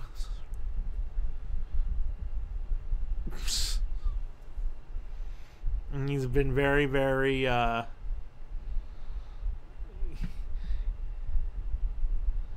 he's been very, very clingy ever since we got back from Mexico. All right. What should leftists do if climate change isn't solved and ecological collapse? Sorry if I already asked this in a previous stream. If climate change doesn't get stopped and we'd have an ecological collapse, surviving is probably going to be our main thing, our main target of interest. Ow. He's digging his claws into me. What would you do with a time machine? First things first, I would probably... Honestly, I'd probably try to fix things. I'd probably, like... It'd be like a little bit like butterfly effect, except I would try to, like, do... I would start small and then go bigger, and also start the present and then go a little bit, you know, go a little bit further back each time. Like, you know, and start with, like, trying to solve all the times I fucked up in my life. And then also, then going back and, like, you know, stopping 9/11 and such. So, you know, there's that.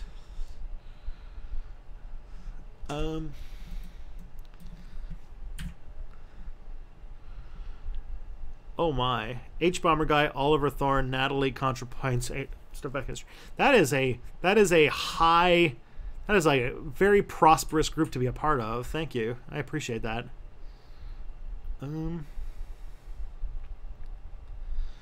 Satoshi Kron's work. I have heard about watching Paprika.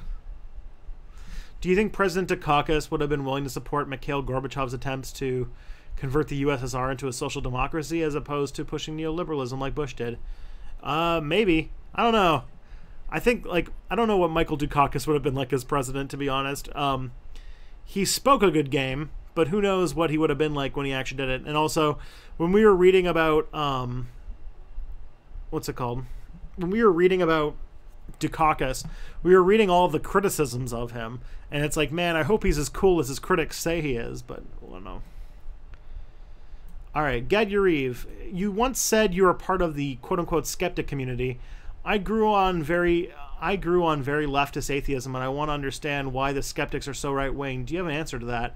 So, like, when I was my first YouTube channel, like, which I started 12 years ago, I think. My first YouTube channel, which I started in 2007, and that was when I really got into the quote-unquote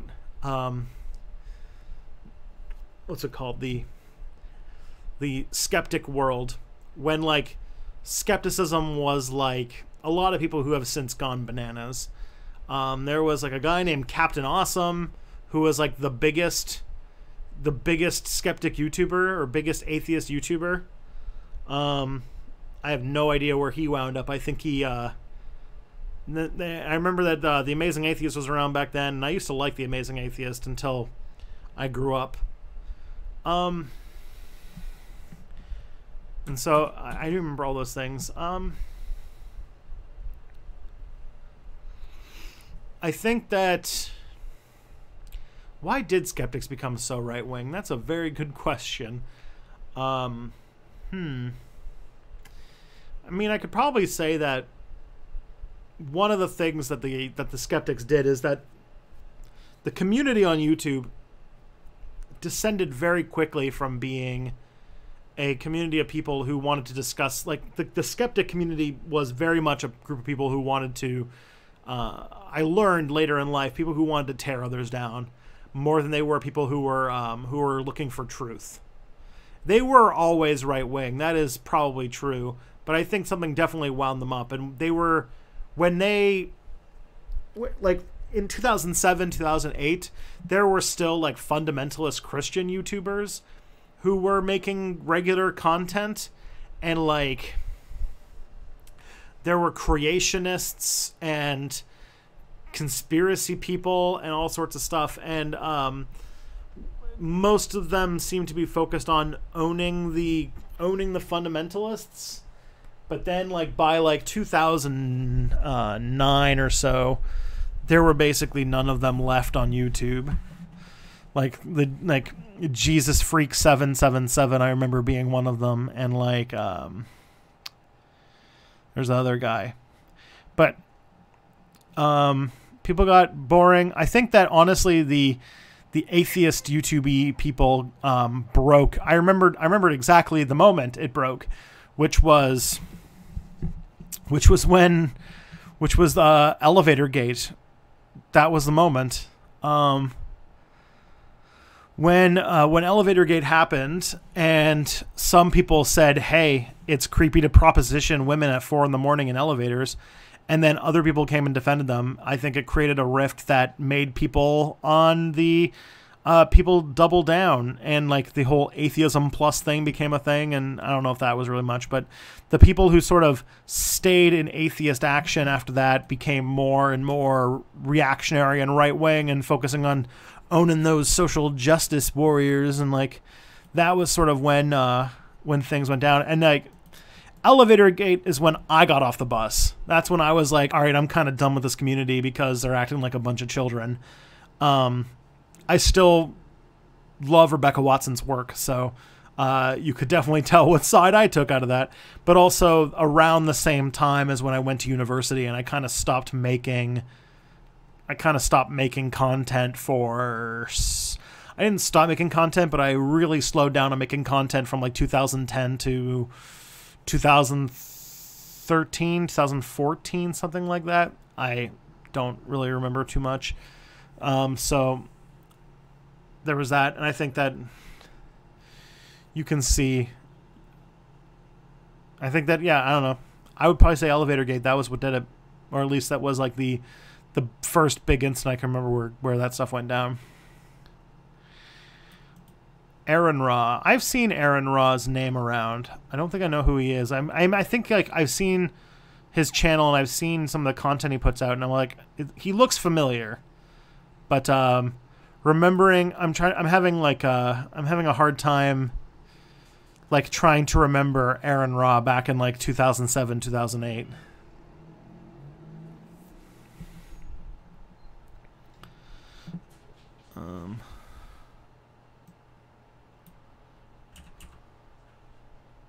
But I think that the fundamental thing behind it, Gadurif, to actually answer your question, is that a lot of the people who got popular on YouTube as quote-unquote skeptics were more people who were interested in tearing people down and owning people rather than like actually looking for truth. Or you're like, what's his name? You're the guy who ran Skeptoid, Peter Dunning or whatever, who ended up just being a scam artist or something. But that's a different story. All right. This is I don't know if I've seen this person. This person looks like they're new. And I don't know if you're still in the chat. Tell me, Bucherworm. That's a new name, I think. Bucherworm.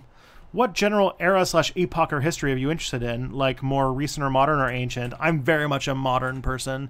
My expertise is in post-Reconstruction America.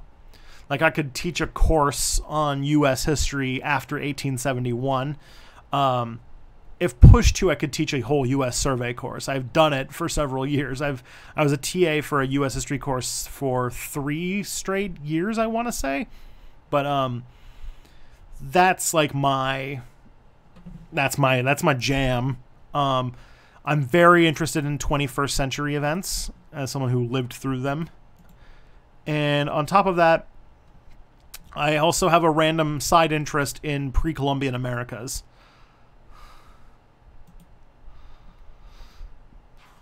Is there any genetic markers that would back up the whole thing about the people dying? Probably. I don't know too much about that, though.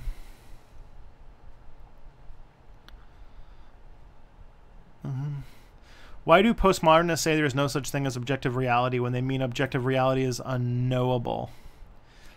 The reason they say there's no such thing as objective reality is because there's no way to interact with reality in a way that is objective.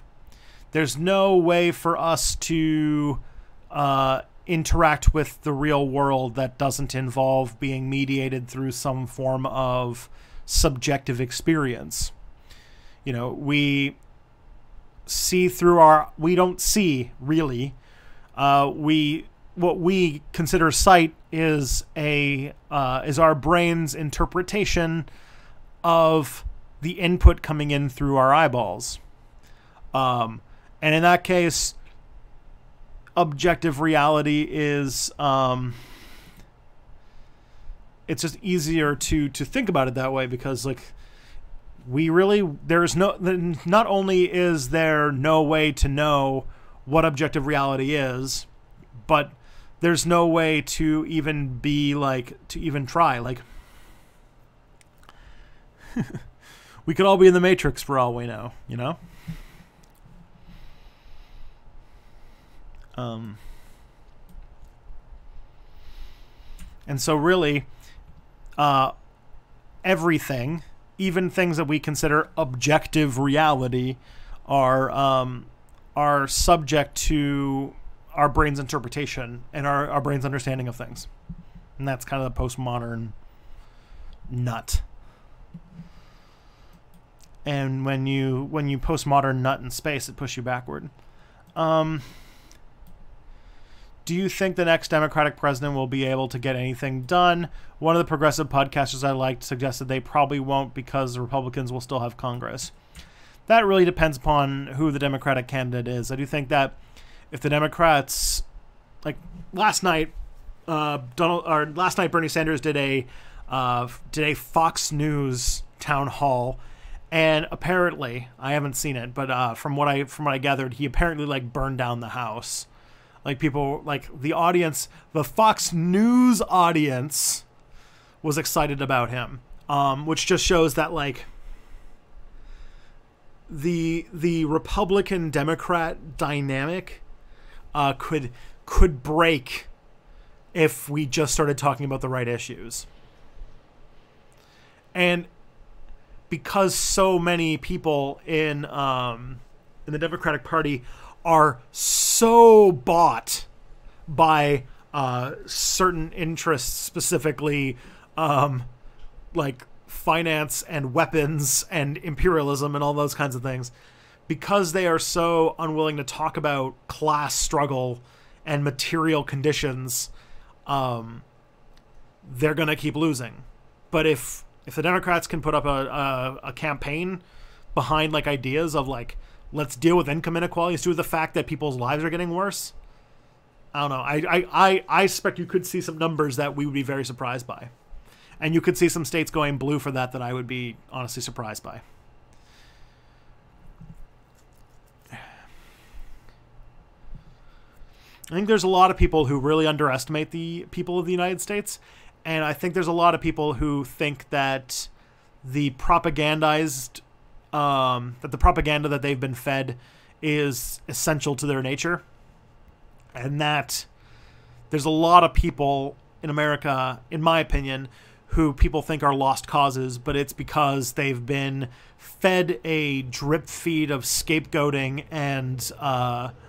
and false promises that if you just like talked about real shit in ways that they would be able to understand, I think that you would see surprising people change tune, like ways that you might not suspect.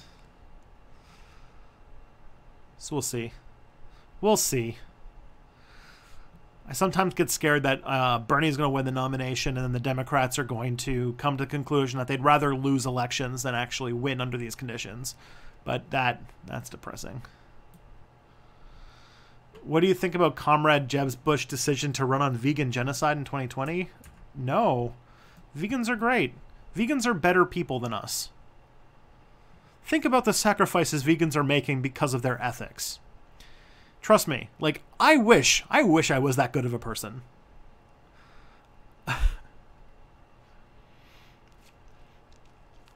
If I was a better person, I'd be a vegan.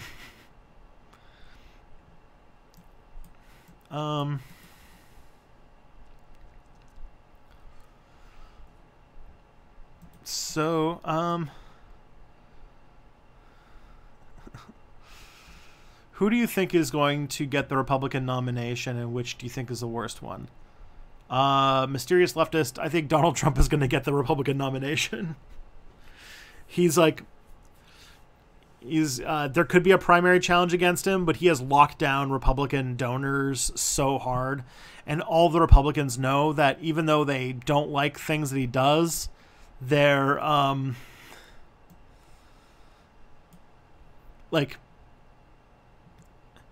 he's what's it called? Even if there was a primary challenge, which is very rare that happens in presidential politics, where somebody primary challenges a current sitting president. It's only happened a handful of times in history, never successfully. It would result in like a republic. It wouldn't go anywhere. And even if they tried, what typically happens after the primaries are over is that the Republican Party and the presidential candidate merge their two fundraising machines, which actually Trump already did. So it would be even harder because they would have the entire Republican Party's fundraising machine helping Trump. A Republican just announced he's running against Trump like today. Well, that's interesting. I would like to know more about this person.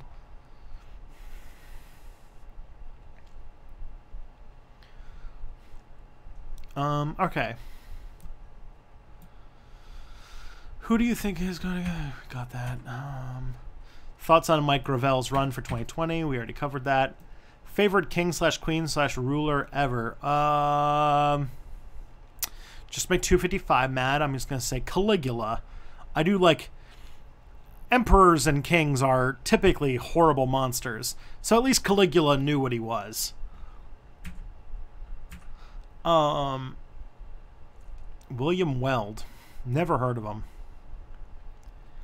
Goodbye, only bro 555. Have a good night.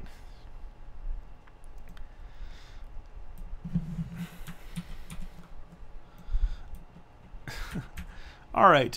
What do you know about the economic theory of mutualism? The idea that... So what I've heard about... why they make you mad? Because I know that you care a lot about Roman emperors and stuff like that. And I was like, Caligula. That's the Roman Empire everyone loves.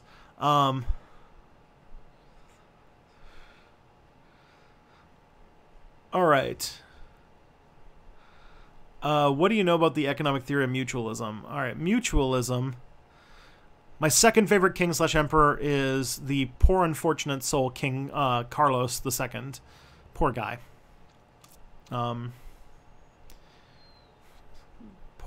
His story is interesting, but it's also very sad. He's challenging Trump in the primaries. I'd be interested to see what Bill Weld does. I don't imagine it's going to go very far. Someone tried to primary challenge Obama in 2012, and it got nowhere.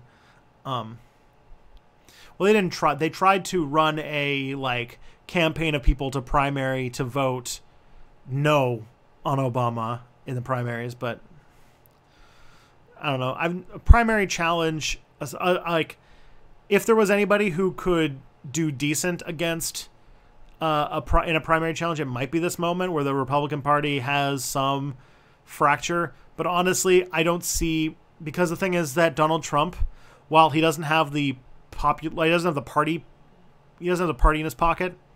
Like, the Republican Party doesn't like him. The Republican base loves him. And so, and the way the Republican primaries work, so they're actually a little bit more Democratic than the Democratic primaries because they don't have superdelegates and stuff, which the Democrats just got rid of. So the Democratic primaries are actually going to be a little bit more like the Republican primaries. now. So the Republican with the Republicans with a base support, I don't know. Trump's got it really. Trump's got it really down. Also, Emperor Norman I is pretty awesome. Which was the Emperor of America.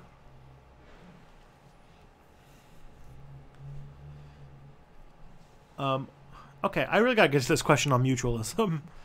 Mutualism is like a leftist idea that involves. I don't even know if is it anarchist too. I know that it's basically like a market leftist idea that like market leftist, like, so it's like trying to keep money as a unit of exchange, but like instead of having money that's based on any like sort of like value like that, it's based on labor hours. It's basically an attempt to try and marry ideas of leftist equality with the dynamism of the market. And as I kind of just talked about earlier in this stream, markets and competition aren't actually that good of a model for running an economy. Hence why all the most successful corporations are the ones that destroy all the competition and run themselves like a planned economy. Which, like, you know, is a pretty good sign that, like, that it's the superior model, because all of the most successful corporations are basically, like, corporations that run themselves like the Soviet Union.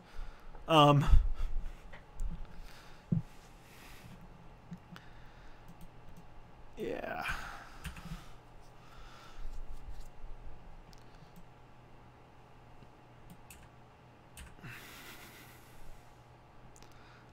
Let's see.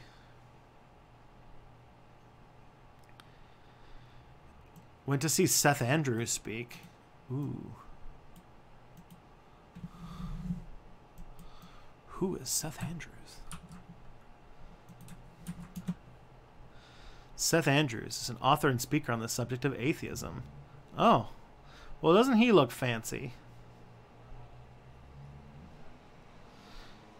Is he like an atheist who's nice and isn't mean to people? Like a lot of atheist personalities these days? That was another thing too that I think that is interesting about a lot of because it says that Seth Andrews used to be a fundamentalist Christian. And I remember finding out that a lot of the atheist YouTubers like 10 years ago also used to be fundamentalist Christians, or they came from a fundamentalist Christian home.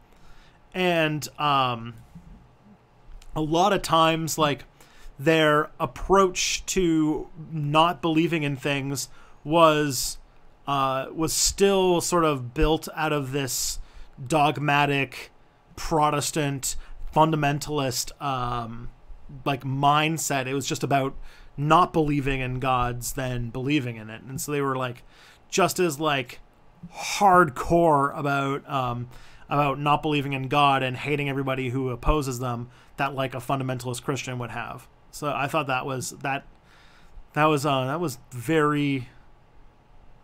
thing that came out of like some of the more believers. That's how you get like trying to think who was a good example of that. I mean, Amazing Atheist, for example, it's a pretty good one. I kind of wonder, because a lot of those YouTubers who were around back then have all like gone away, and I'm wondering how many of them are like, how many atheist YouTubers from like 10 years ago are now, how many of them turn into Nazis? That's my wondering. Like, what percentage of them became Nazis?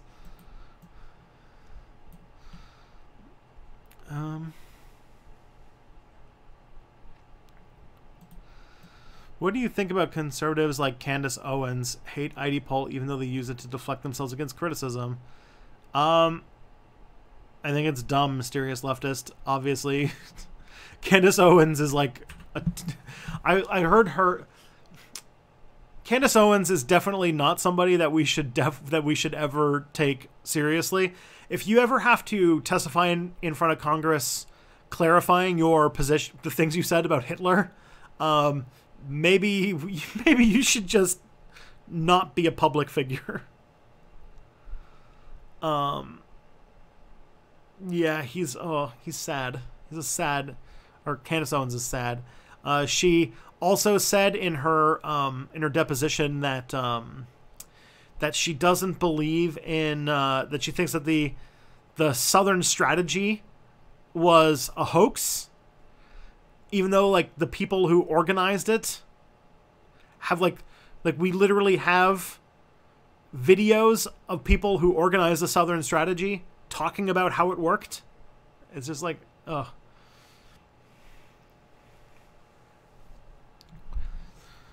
It's a whole thing. Peter Coffin said he's not a big Trek fan because he doesn't see the value in just presenting an ideal society rather than the praxis of getting there. What do you say to that? I don't think that. I would disagree on that. I think that showing a good society is fun. I think that having something to aspire to, having something to be hopeful and believe in is nice. And I think that I've gotten more hope out of seeing like an ideal future from Star Trek than like, than like sort of grim dystopias. 'Cause like they did say how they got there. If you know your Star Trek lore, they do talk about how they got there, and it was terrible. It was built out of a Third World War that almost wiped out humanity. But I think that Star Trek, the reason I love Star Trek is because not just because it has an ideal society, but because these are people who are, who are not bogged down by economic necessities. They're living with their entire hierarchy of needs taken care of. Maslow would love the situation they're living in. And so very often the episodes are about dealing with interesting and tough problems, and about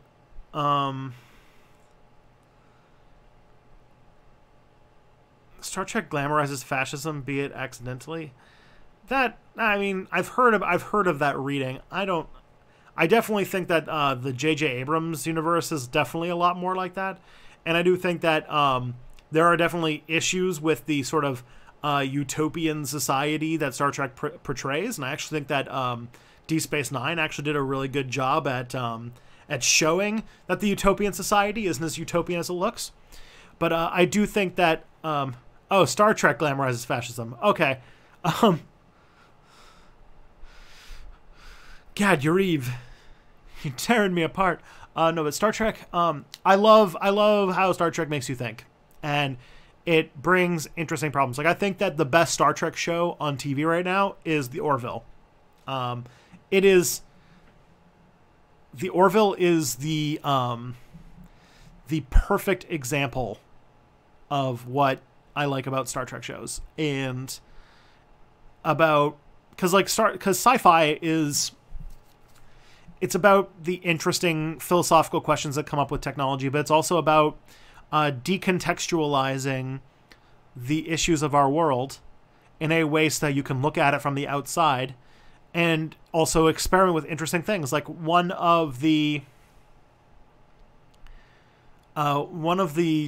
examples of that is like the Enterprise runs into this species that have 3 genders, and they in order to procreate they need 3 parents, and one of the genders is very terribly abused, and it's sort of like this neutral gender, like none of the genders like make, or it's like men, women, and then this third one, and the third one, one of them falls in love with William Riker, and it's like it's just interesting to be like, wow, well, what if 3 genders, like, you know, instead of the at least 76 that we have right now. I think we're up to 76. I can't remember. Either way, it changed all the time, and it's awesome. So it was an interesting concept. I don't know. There's some great Star Trek episodes. Like a lot of people love. All right, people are wanting the cat, aren't they? There's 1776 genders. Yep. Come on. Oh, you want me to pick you up too? Okay, fine. He's being a little bit of a brat. I don't know. Peter Coffin's perfectly entitled to his position. I'm sure that he wouldn't give me shit for liking Star Trek. And I mean, on the same vein, like I'm very much in the same vein for Star Wars. Like, I think Star Wars is just kind of, it's all right. It's there. I will watch every Star Wars movie once, think it's pretty good, and then never watch it again. So I don't think I have any issues with that, but all right. What makes you think humanity will survive capitalism? Because we are remarkably good at surviving things, even when we really mess it up. Cat wants you to stop what you're doing so he can ignore you. Yeah, that is the most cat description ever. That is actually a pretty perfect description of what this guy wants to. He just wants attention. Ooh.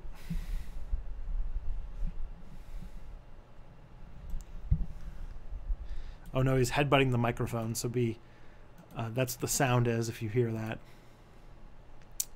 You're conflating 2 episodes, TNG's Outcast and ENT's Cogenitor. Oh, am I? Interesting. I think I don't remember the Enterprise episode as much, but I definitely remember the TNG episode, Outcast. I think that's the one I'm referring to. How male/female/C community breakdown. I don't really know much about that. I can't really speak to that kind of stuff. You're planning on reading Utopia for realness next? Well, go for it then. So what's next on the chopping block? What shows are coming up, maybe? Oh, I don't know. It's a conversation that has passed. I think Superman is so dangerous that if such a thing really existed, we would either see him take his powers away or worst case, kill him. Do you disagree? I think people would be scared of him. I think that, what's it called? The best commentary of what Superman would be like if it was in the real world is the way that Dr. Manhattan is portrayed in Watchmen.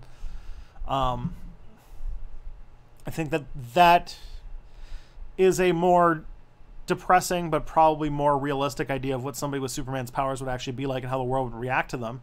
But, you know, Superman is not real. I think that's what's great about him. The fact that he's not realistic, and the fact that even though he has all the power ever, he chooses to rescue cats out of trees and stop airplanes from crashing, and I think that's awesome. What?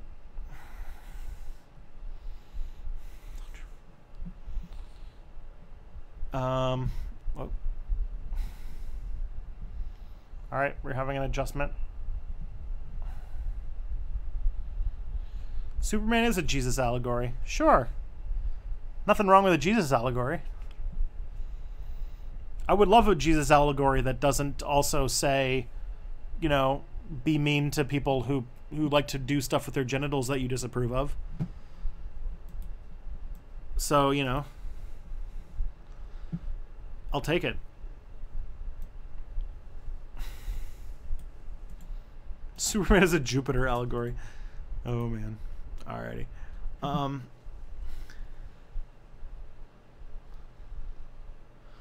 right.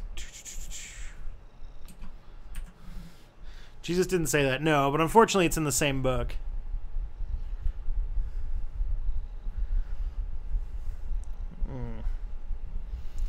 Although I've never read the Bible cover to cover, but I live with somebody who does, and I'm pretty sure that there's that Jesus did say some homophobic stuff.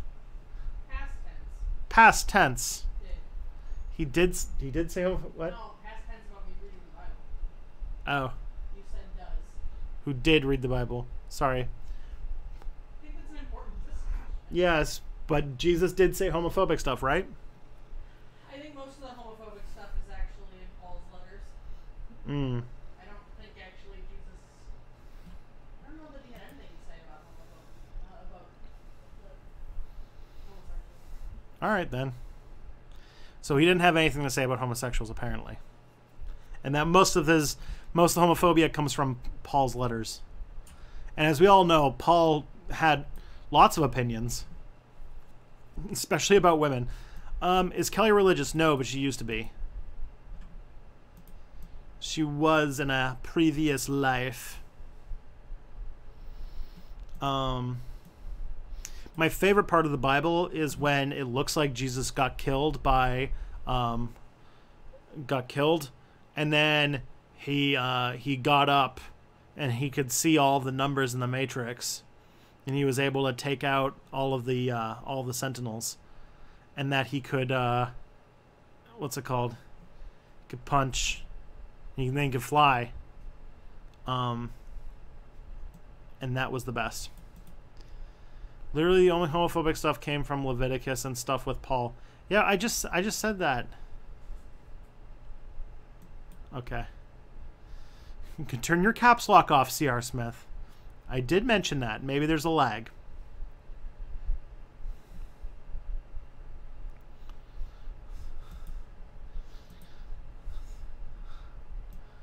All right. Some random geek. 16 states in the USA have passed or introduced bills to ban abortion at 6 weeks before people will know they're pregnant. What should we do? Fight those tooth and nail and hope that a Democratic Supreme Court will turn that around, because yeah, that's some really terrible shit that's going down. I will say.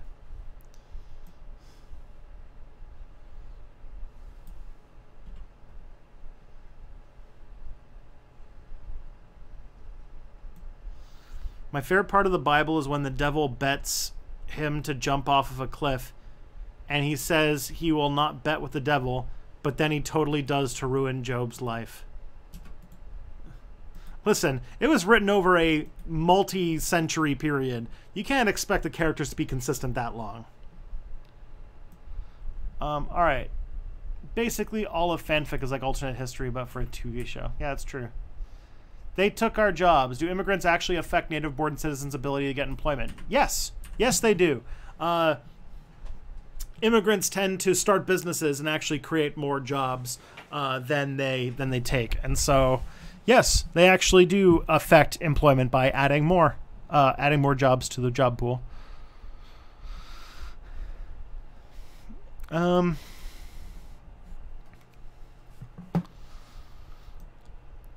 All right, would Pete Buttigieg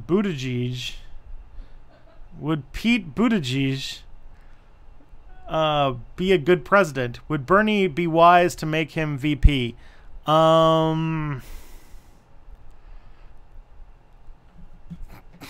Vice President Buttigieg, or Buttgeig, or whatever you want to say, whatever name you want to give him. That's a good question. I think that Bernie needs, for his vice presidential candidate, I've said this over and over again, that he needs somebody who complements his skills. Yeah, Bernie stated that he wants a female vice president. That makes sense. Bernie needs a young woman who understands and is good at the things that Sanders is weak at. A young woman which Bernie's biggest weakness is his foreign policy stuff. So a foreign policy savvy young woman who also understands the Democratic Party, because he, as a non-insider, he also doesn't play Democratic bit. What I'm saying is that Tulsi Gabbard should be Bernie's vice president. Please don't use Kyle's nicknames. What? I still, even though Tulsi Gabbard is a super problematic candidate, she would probably be a better vice presidential candidate than a lot of other people. And she would be, she would cross off a whole lot of cool first. Nina Turner would also be pretty cool, but I don't remember if Nina Turner, I don't know Nina Turner's history before being part of Sanders' campaign. Oh wait, is this Nina Turner? This is a different person.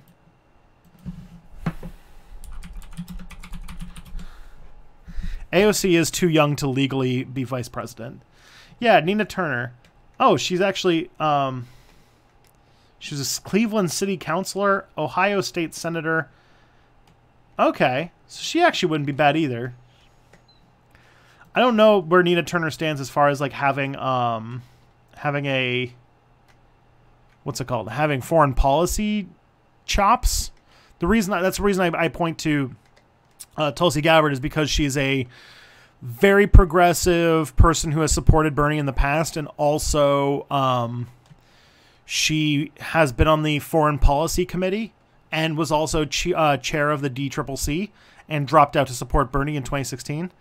So that's my hope. That's my hope. I would definitely be down for Sanders Gabbard 2020. That'd be a pretty sweet ticket.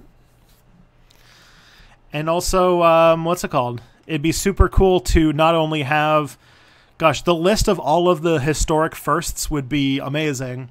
You would have the first Jewish president, which is in the age of like the rise of fascists and Nazis, a pretty big deal. You would also have the first woman vice president, the first woman of color to be vice president, the first Hindu American to be vice president, and yeah, that's a lot of things. And for you know, for people who think that that representation is more important than policy, that's a lot of things, and maybe that's the way to, like, you know, bridge the gap for some people. And also with Bernie Sanders being a little bit weaker in the foreign policy angle, Tulsi Gabbard would be probably a lot more of a active vice president than, say, Joe Biden, the creepy uncle over in the what's it called, the OEOG or whatever it was called. I can't remember what the vice president's office is called anymore. The other one. The other White House. Could Bernie get under Trump's skin in debates? I'm worried Trump would make Bernie look like a weak old man. No way, man. Bernie, first of all, those would be like the most New York debates ever. A freaking Brooklyn Jew, a leftist Brooklyn Jew yelling at a big, dumb Manhattan gas bag. That'd be the best. That'd be the best debate ever. I can't wait. No, what's it called? Bernie doesn't like the thing about the reason why Trump did the things that he did in the debates against Clinton is because Clinton still played by the old way that debate, like, decorum worked. And so she would be like, you know, excuse me, teacher, you forgot to give us homework. And then Trump's just like wandering around the stage and like acting like a lost child and just like saying, wrong.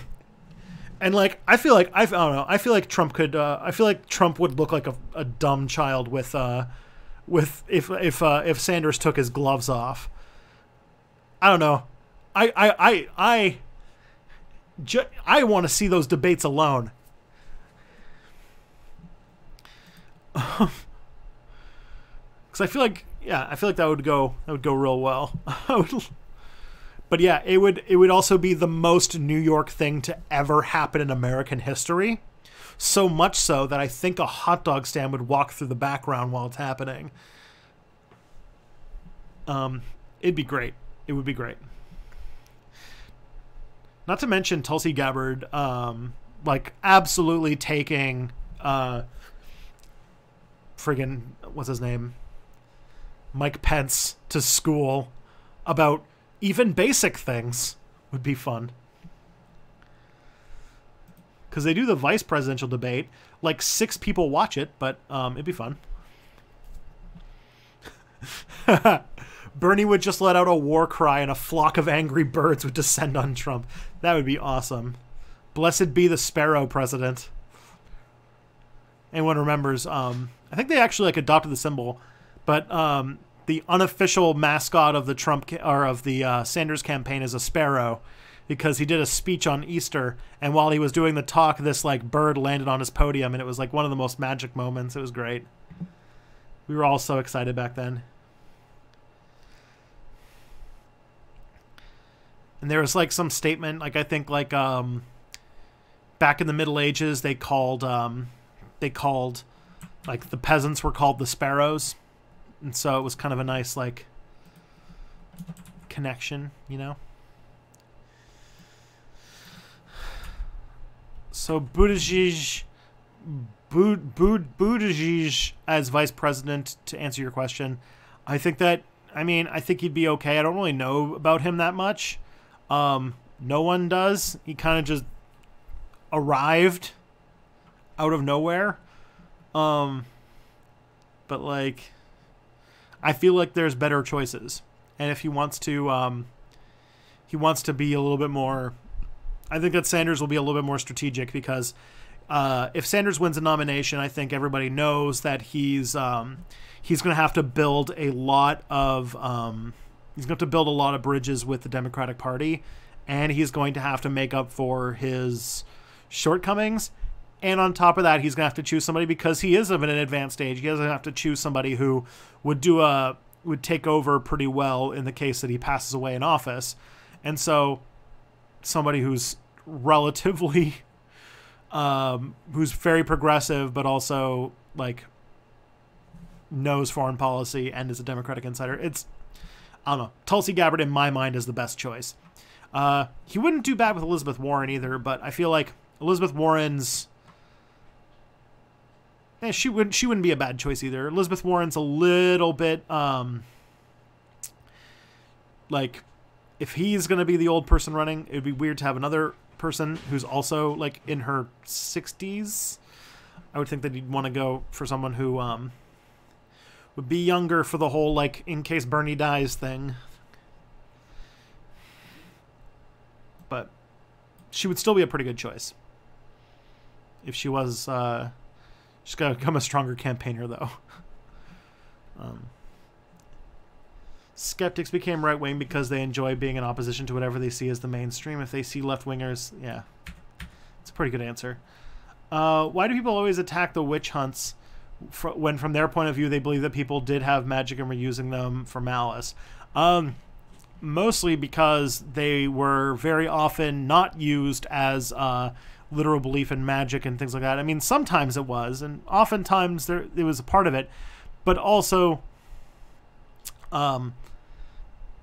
it was also just kind of blandly, like it was used to shut down uppity women and push women out of certain industries. So there is like there was other stuff going on, like very much like you hear during like witch hunts and stuff like that, that they would accuse people of being witches in order to like fight their personal grievances and take out their personal enemies and stuff like that. So that was very often the case. One of the excuses for refusing to let Iraq have elections in 2003 was the idea they might elect Islamic fundamentalist leaders. Is there any good reason to think that would have happened? No. I think that they were probably... I mean, there's two things that could have gone down. One, the big problem that they had is that when America conquered Iraq, they passed a law that said that no former Baathists could run in government. And so... in 2003, if they banned the elections, it's probably because there probably would have been a more like a Muslim Brotherhood type party that would have probably gotten some ground. But honestly, the government of Iraq in that period would have probably been more on the Shia-Sunni sectarian grounds and would have like led to a very divided Iraqi government, kind of like now, where the Shia majority and the Sunni minority would be would be fighting, and it has very little to do with religion at this point. It's been over 1,000 some years, almost 2,000 years of back and forth. So, yeah, it would be more about that. But you know what?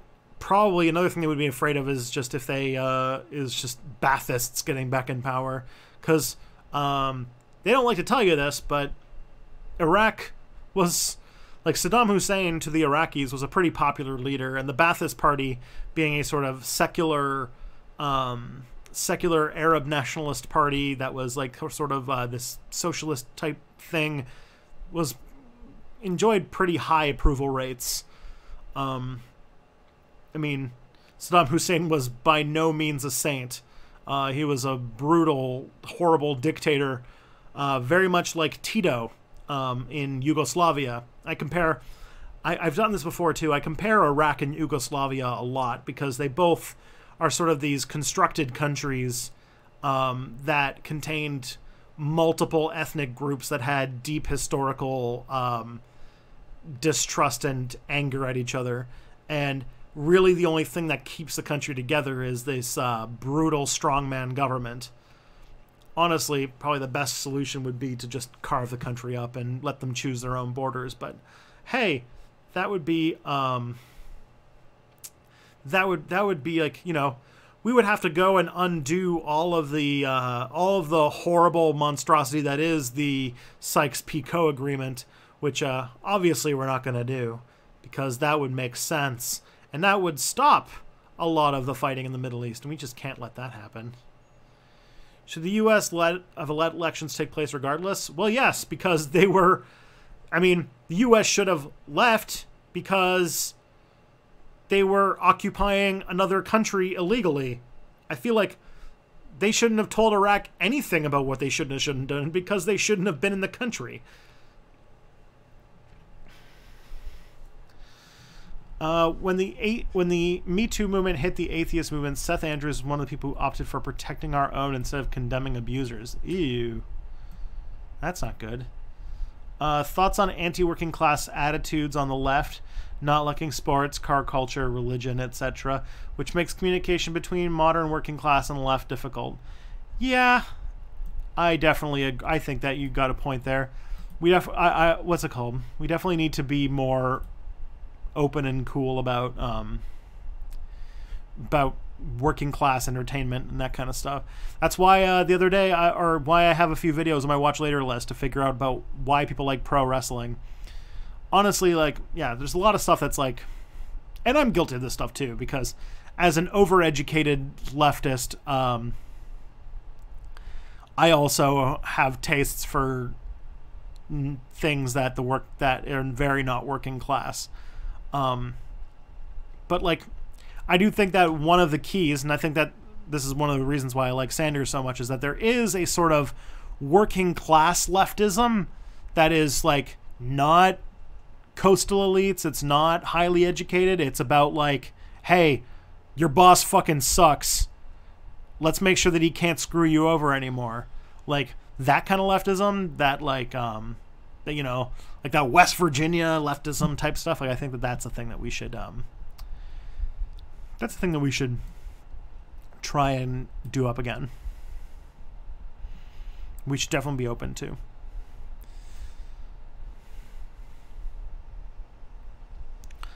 All right, C.R. Smith, thank you for the $6.66 super chat. Hail Satan, thank you very much. Much appreciated, C.R. Smith.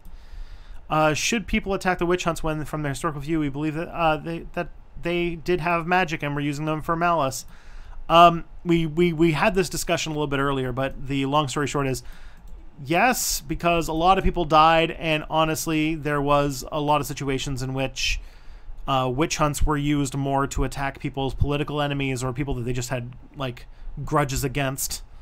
So it definitely got out of hand pretty heavily. And I think that most of the time when we talk about the witch hunts, we talk about it in the sense of how out of hand it got and how some people used it just to accelerate their own careers. Like King James, pretty famous example of that. or muscling people out of industries, like how the witch hunts basically destroyed women in the brewing industry. That was a big example. So like there's all sorts of examples of how there's I'm trying to think about a lot of examples of how the witch hunts were basically abused, and it got out of hand more for that. Although it is true that there's, there are a lot of people who were true believers, but they were definitely antagonized and pushed. And I'm talking about that. Although I don't think historians make tons of like moral, like they shouldn't have done that. It's like, well, like it's what it is, and it was nasty.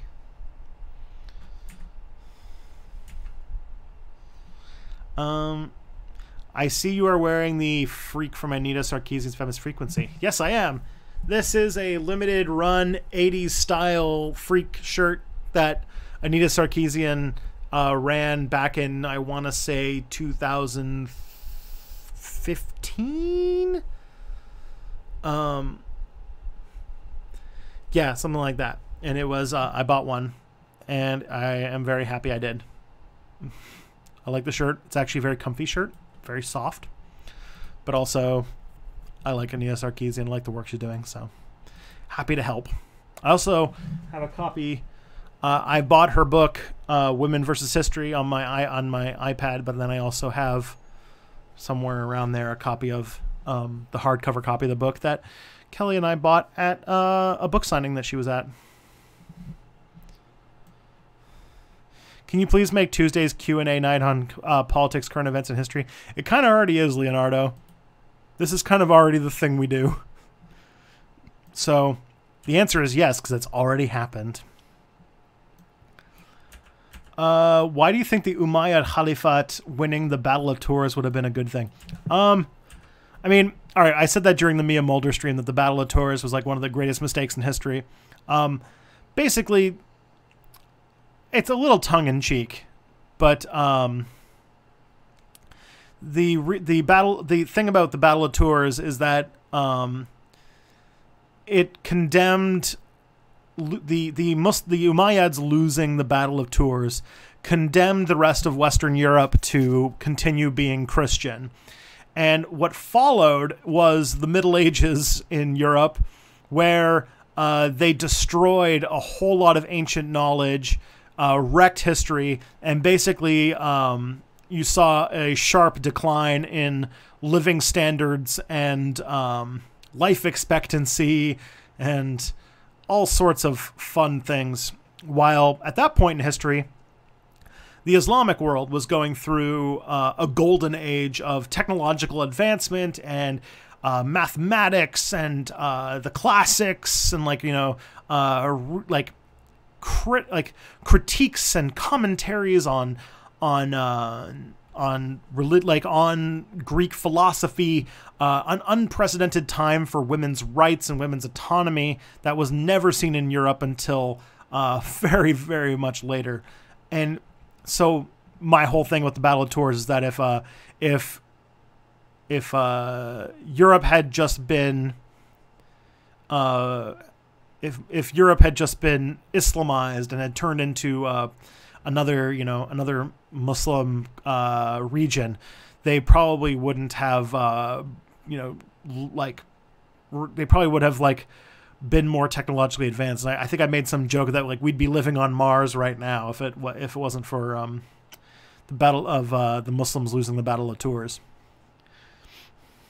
I don't know if that's actually the case, but I do think that it promotes a interesting thing, and also it would have prevented the Crusades, which that would have been a pretty good thing for world peace.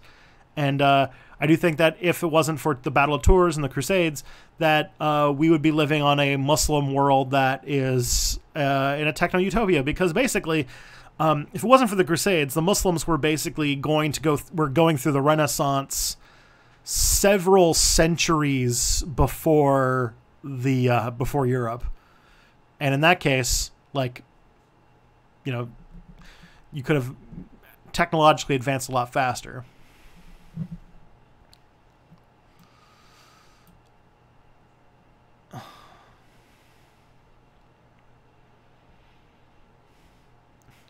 Why all the anti-Christian bias? Christian monks are the ones who kept the books. They kept learning all. Yeah, well, monks were also not very numerous. And there was a lot of, in the Middle Ages, there was a lot of Christian destruction of pagan relics. Lots of history was just lost, and there was a lot destroyed. And I do think that there is that. I'm not saying this is the case today, but there is that in the Middle Ages, Christian thought was very anti-intellectual and very much about like subservience and obedience to the church. While like in the Islamic world, like early Islam compared to early Christianity are very, very different, or medieval Christianity versus early Islam, because early Islam and Islam in general today is a very legalistic, very scholarly religion.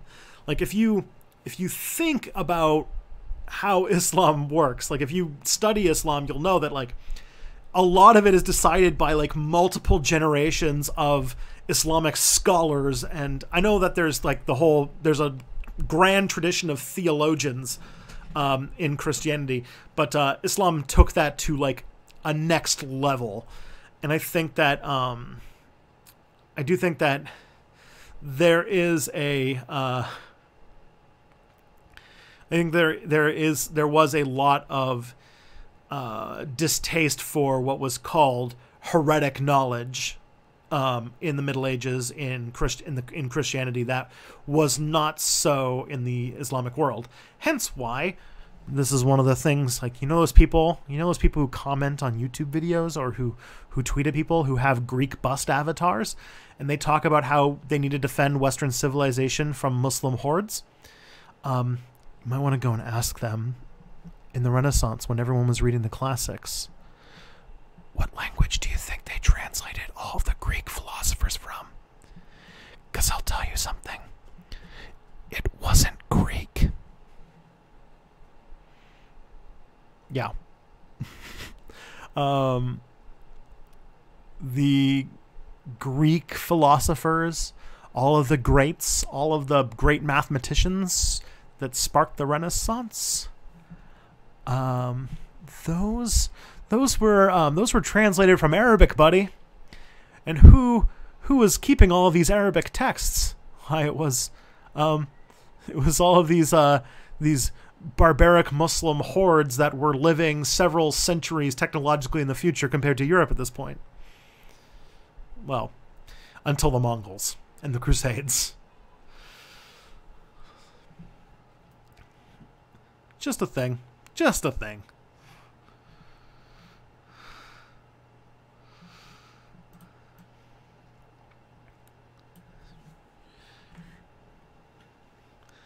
All right, ... has a question. Hi, I'm curious. Is the stateless, classless stage of communists the same thing as anarchy? Depends upon who you ask, but yes, very often. Many times the difference between a Marxist-Leninist and an anarchist is whether or not they feel society needs a transitional state. Marxist-Leninists would think that in order to create communism, as written about by Marx, which is the classless, stateless society that everybody gets everything they need and gives what they can, the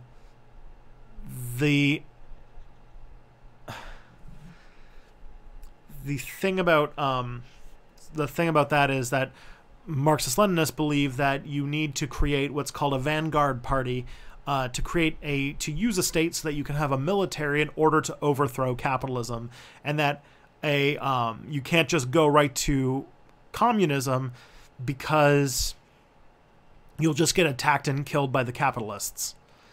And so you need to create a military, you need to destroy the capitalists before you can start building communism. That's the Marxist-Leninist belief.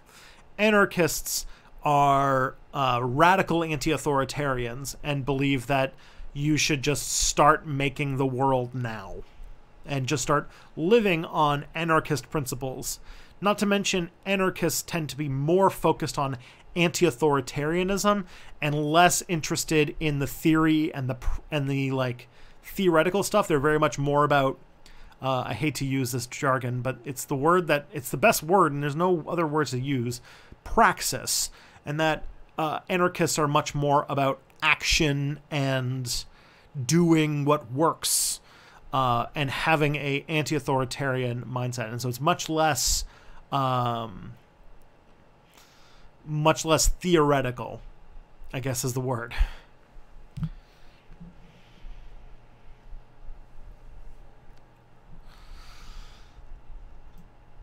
Okay.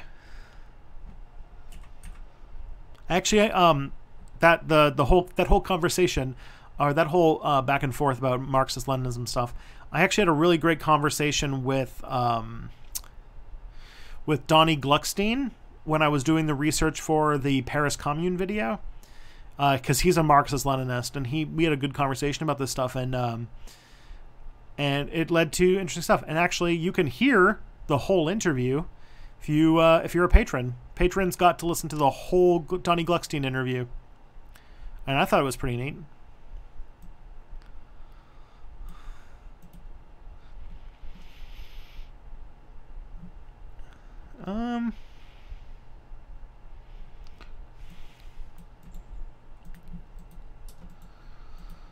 Let's see. If you take for granted that that the occupation was happening, would the U.S. have stopped elections or not? Oh geez. No, that would not. That is imperialism. Telling a country whether or not it can have an election is straight up imperialism. What about modern African witch killing? I don't really know that much about it, to be honest. I imagine the context is very different because it's a different culture, it's a different period, it's a different time.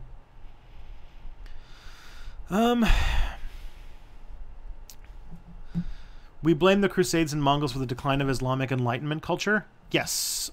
Do we typically? There's a couple of examples of major things. The Crusades destroyed, wrecked Jerusalem, and killed a lot of destroyed a lot of Levantine society, and replaced it with basically like Christian kings who were on like a mission of ethnic cleansing.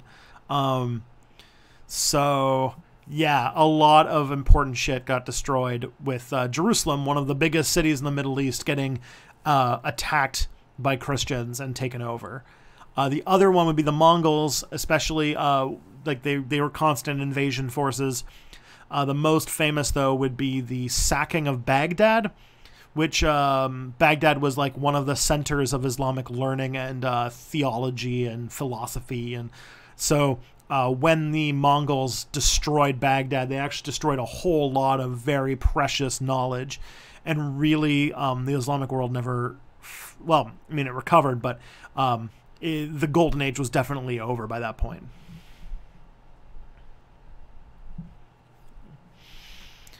I find the timeline where Islam massively accelerates technological development, so long as women in the space colony aren't wearing veils. Hey, don't tell space Muslim women what to do. Plus, like the whole veil thing, that's not really a Muslim thing. That is it's mostly a thing of like Arab identity. It's like a Quraysh tribe thing. Hijab is a little different, like a headscarf thing, but like women in Eastern Europe wear headscarves, like whatever. But it's, part of their religion. But like the full veil stuff, like that is like, it's like a Saudi Arabia basically. Yeah.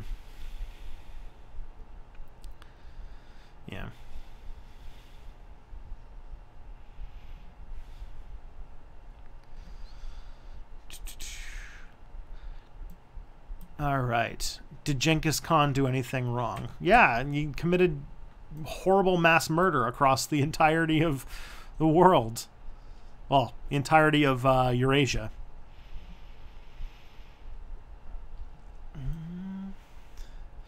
I support orgo-liberalism. Eventually people reach a high standard of living. Everyone will be equal. I don't know what orgo-liberalism is. That's a new one to me. If the Muslims had won that battle, would the oppressive parts of the religions have survived to the present? I mean, as many as like Christians have. Like the oppressive parts of Islam are just like the oppressive parts of Christianity.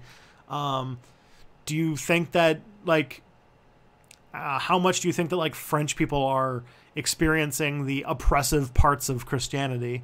To some extent, they still are.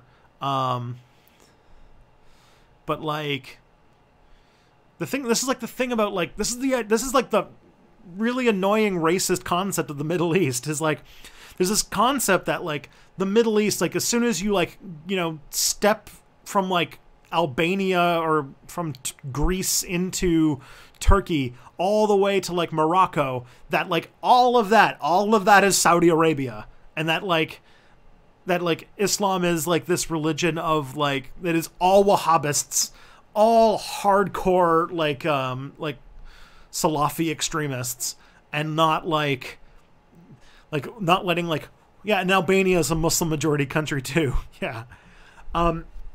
Like it's just like it's so wrong. It's so wrong. Like Gad Yariv is from Israel, and I imagine he can tell you that like Beirut, it's a city in Lebanon, is like Party City. It's like the nightclub city. Or like how like the Arab Spring happened in so many countries, and like how like a lot of the Middle East is a very modern place. It's not like this like, you know, 19th century Bedouin raiders like people seem to make them out to be. Like there's one country that has not had any need to do anything that the world has done because they have shit tons of oil, and they're like what's it called? Like it's run by an absolute monarch who's a brutal dictator who is committing genocide on people in Yemen. Like Saudi Arabia is a horrible country, and it is no way representative of like most of the Middle East or the Islamic world for that matter. And the ones who are nasty are usually the ones who are sitting on a shit ton of oil and have their brutal governments propped up by a bunch of like a bunch of powerful people, like capitalist countries, because they make the oil flow. Because, you know, if Saudi Arabia had elections every single time they went to the polls, the freaking global economy would collapse because the world couldn't handle that much fluctuation in oil prices. But yeah, as Gad Yariv said, you go to the West Bank, most young women don't wear a headscarf. It's for like old women or the ultra religious, just like, you know, just like a lot of like Eastern Orthodox women, like it's like a babushka for like Russian women, like that kind of thing. It's like, I don't know. It's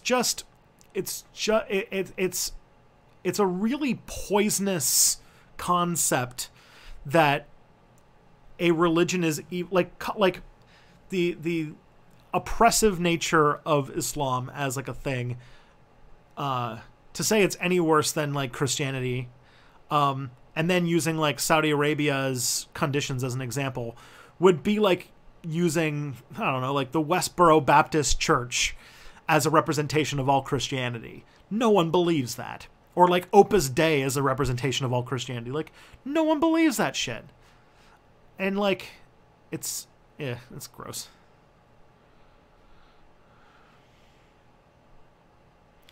Under Islam, you can't get drunk. That is true. Well, in Muslim countries, you can get alcohol if you're not a Muslim.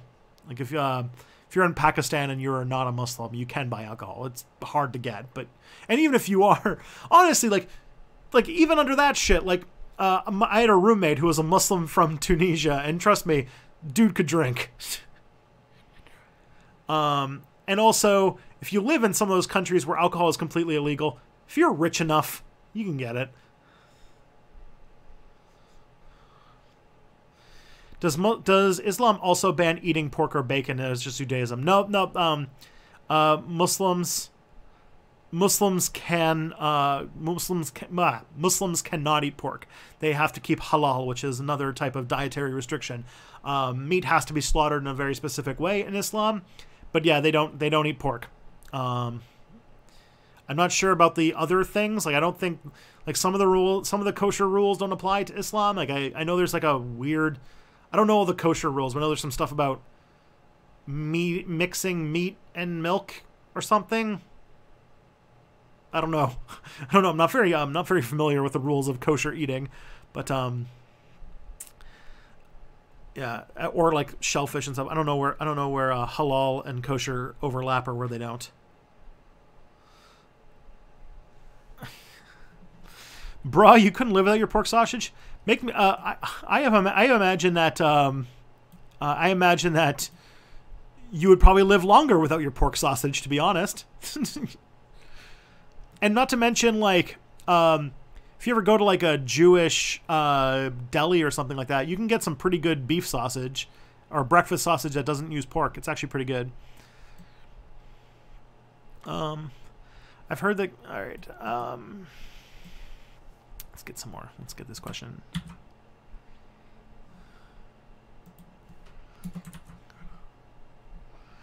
Got some more questions here. Let me just copy them down.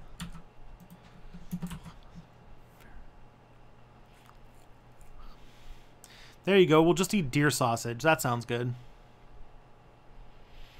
Maybe, oh, I was about to say, like, maybe in like this alternate history, Battle of Tours history, pigs become pets like dogs or cats.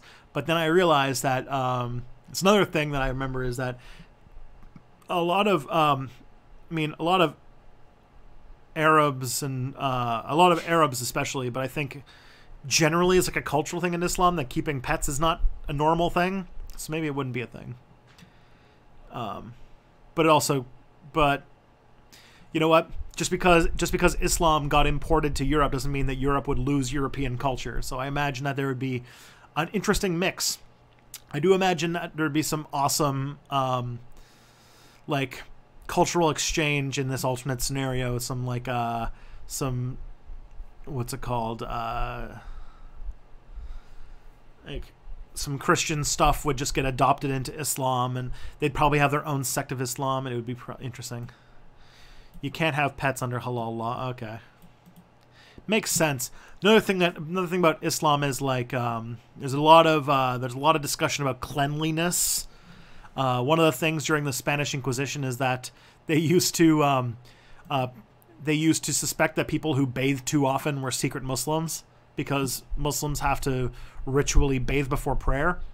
And there's a lot of stuff about like a lot of stuff about halal, and like the things that are like haram in Islam are actually things that are like about cleanliness and like hygiene, which is interesting.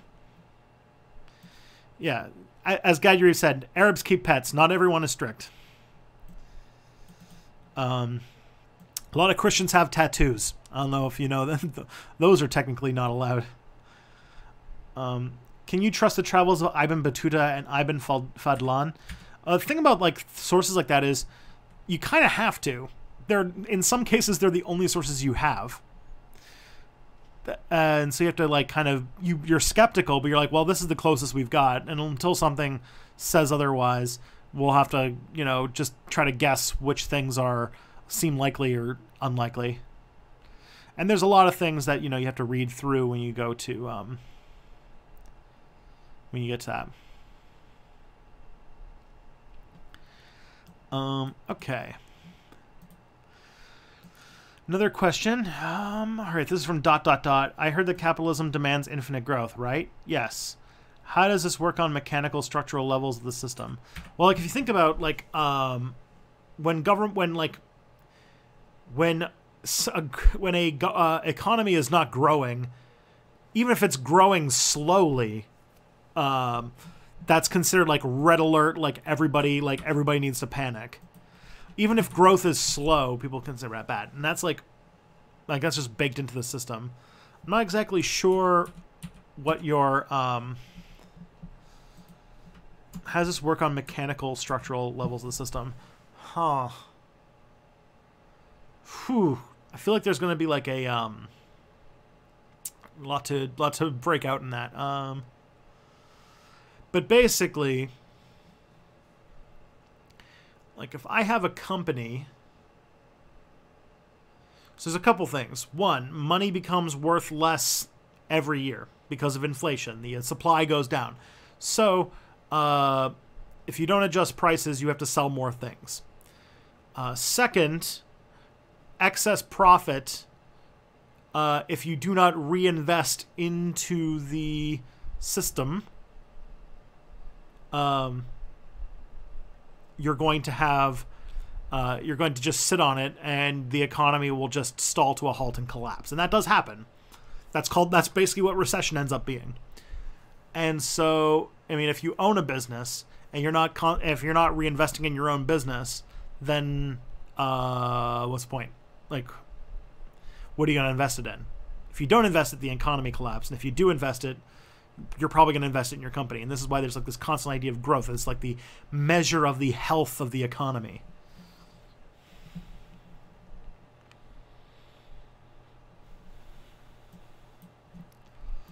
Yeah. Was the Notre Dame burning yesterday really bad for history? Oh, for sure it was. Now, I am very, very happy that the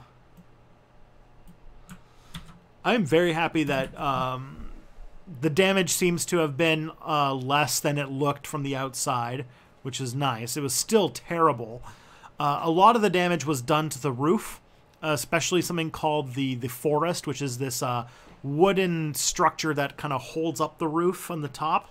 There were a lot of damage done to that. It's basically gone. And some of those were trees that were chopped down in the 12th century. So, like, that's a huge loss for history. Luckily, somebody was able to save some of the one-of-a-kind relics that were taken out. I think there was, like, a part of the true cross that was taken out. The spire is gone. It was very iconic that you saw it falling.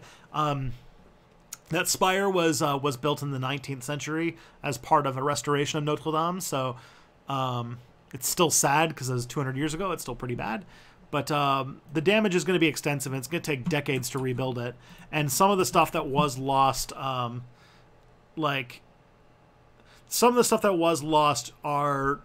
things that are architecturally interesting. I think we haven't fully mapped out how much like the stained glass took damage. I did see a picture that showed that looks like one of the like world famous stained glasses in Notre Dame is still intact, which is nice. And a lot of the relics and the art were saved, which is nice. So it was bad. It was just a horrible thing to watch. Just watching one of the most iconic buildings on Earth burning. It could have been a lot worse. A lot worse. And I guess I'm in a count my blessings type mood.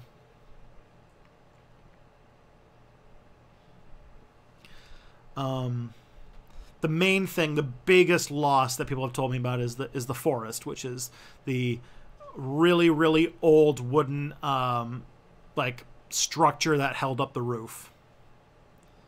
That was made by medieval cathedral builders in the 12th century, which is that's really tragic. But that's fire for you. It's not the first time something like this has happened. And I think it's I don't know. I guess there's the other answer to that. The other thing you can say to that there is that, you Yeah, I would probably say like 138 is right. Like that Brazilian History Museum was probably more damage to history in a way because it just destroyed so many artifacts and nothing was really saved.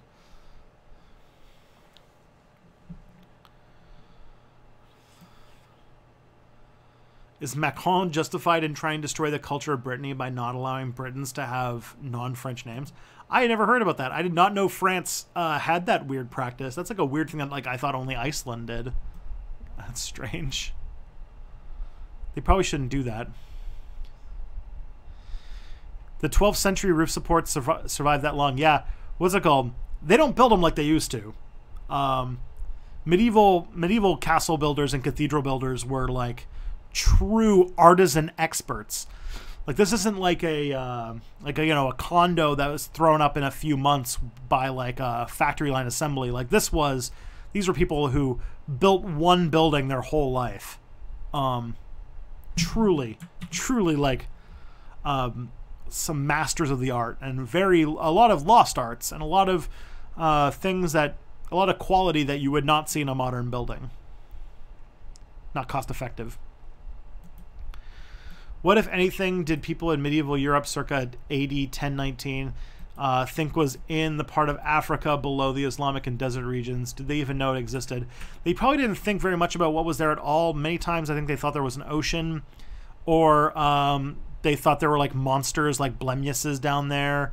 But I don't think they really knew what was beyond the Sahara, really.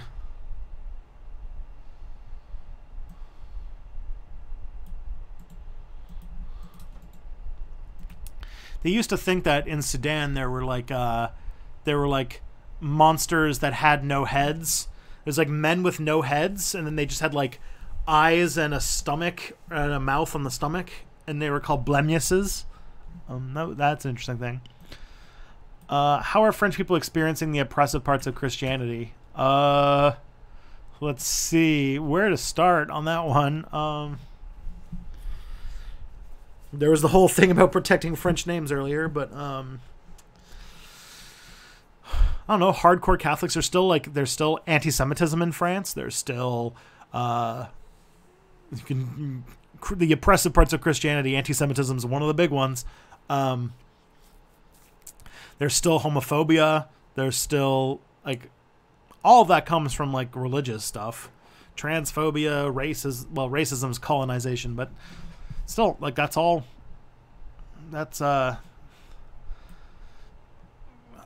mean, these are just off the top of my head. I haven't had a lot of time to think about it, but homophobia and anti-Semitism would probably be the big ones.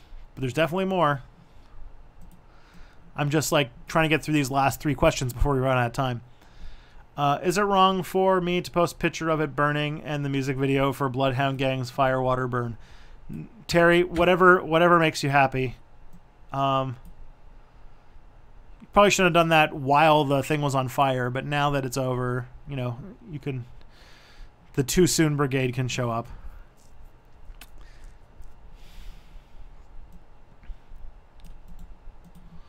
All right. France and Germany are still actively attempting to destroy minority cultures that are endemic to their regions while save-faced by helping immigrants while attacking Sorbs, etc. That is so strange. Do you like aesthetic? Was Will Schiller right? I don't know. Don't know much about that. Why is the Polish church so anti-Semitic? In World War II, most Poles handed over their Jewish neighbors. Christianity has a long history of being anti-Semitic. Most of the time because they were a minority that kept to themselves in society, and secondly because of the mythology about the death of Christ. Okay. Even if face veils still existed in the Muslim timeline, would they be forced? That's my main issue. I don't know. No. There you go. The answer is no. I feel like there will not be forced veils in the space Muslim future. There you go. Okay, friends. With that, I think it's time to call it a night. It's pretty close to 10 o'clock. Y'all have been awesome. And all hail the Space Caliphate. And we will see you guys. When's the next stream? I think it's Monday. So if you guys are around on Monday afternoon, we can do a stream. Otherwise, we'll see you next Tuesday. See you later, man.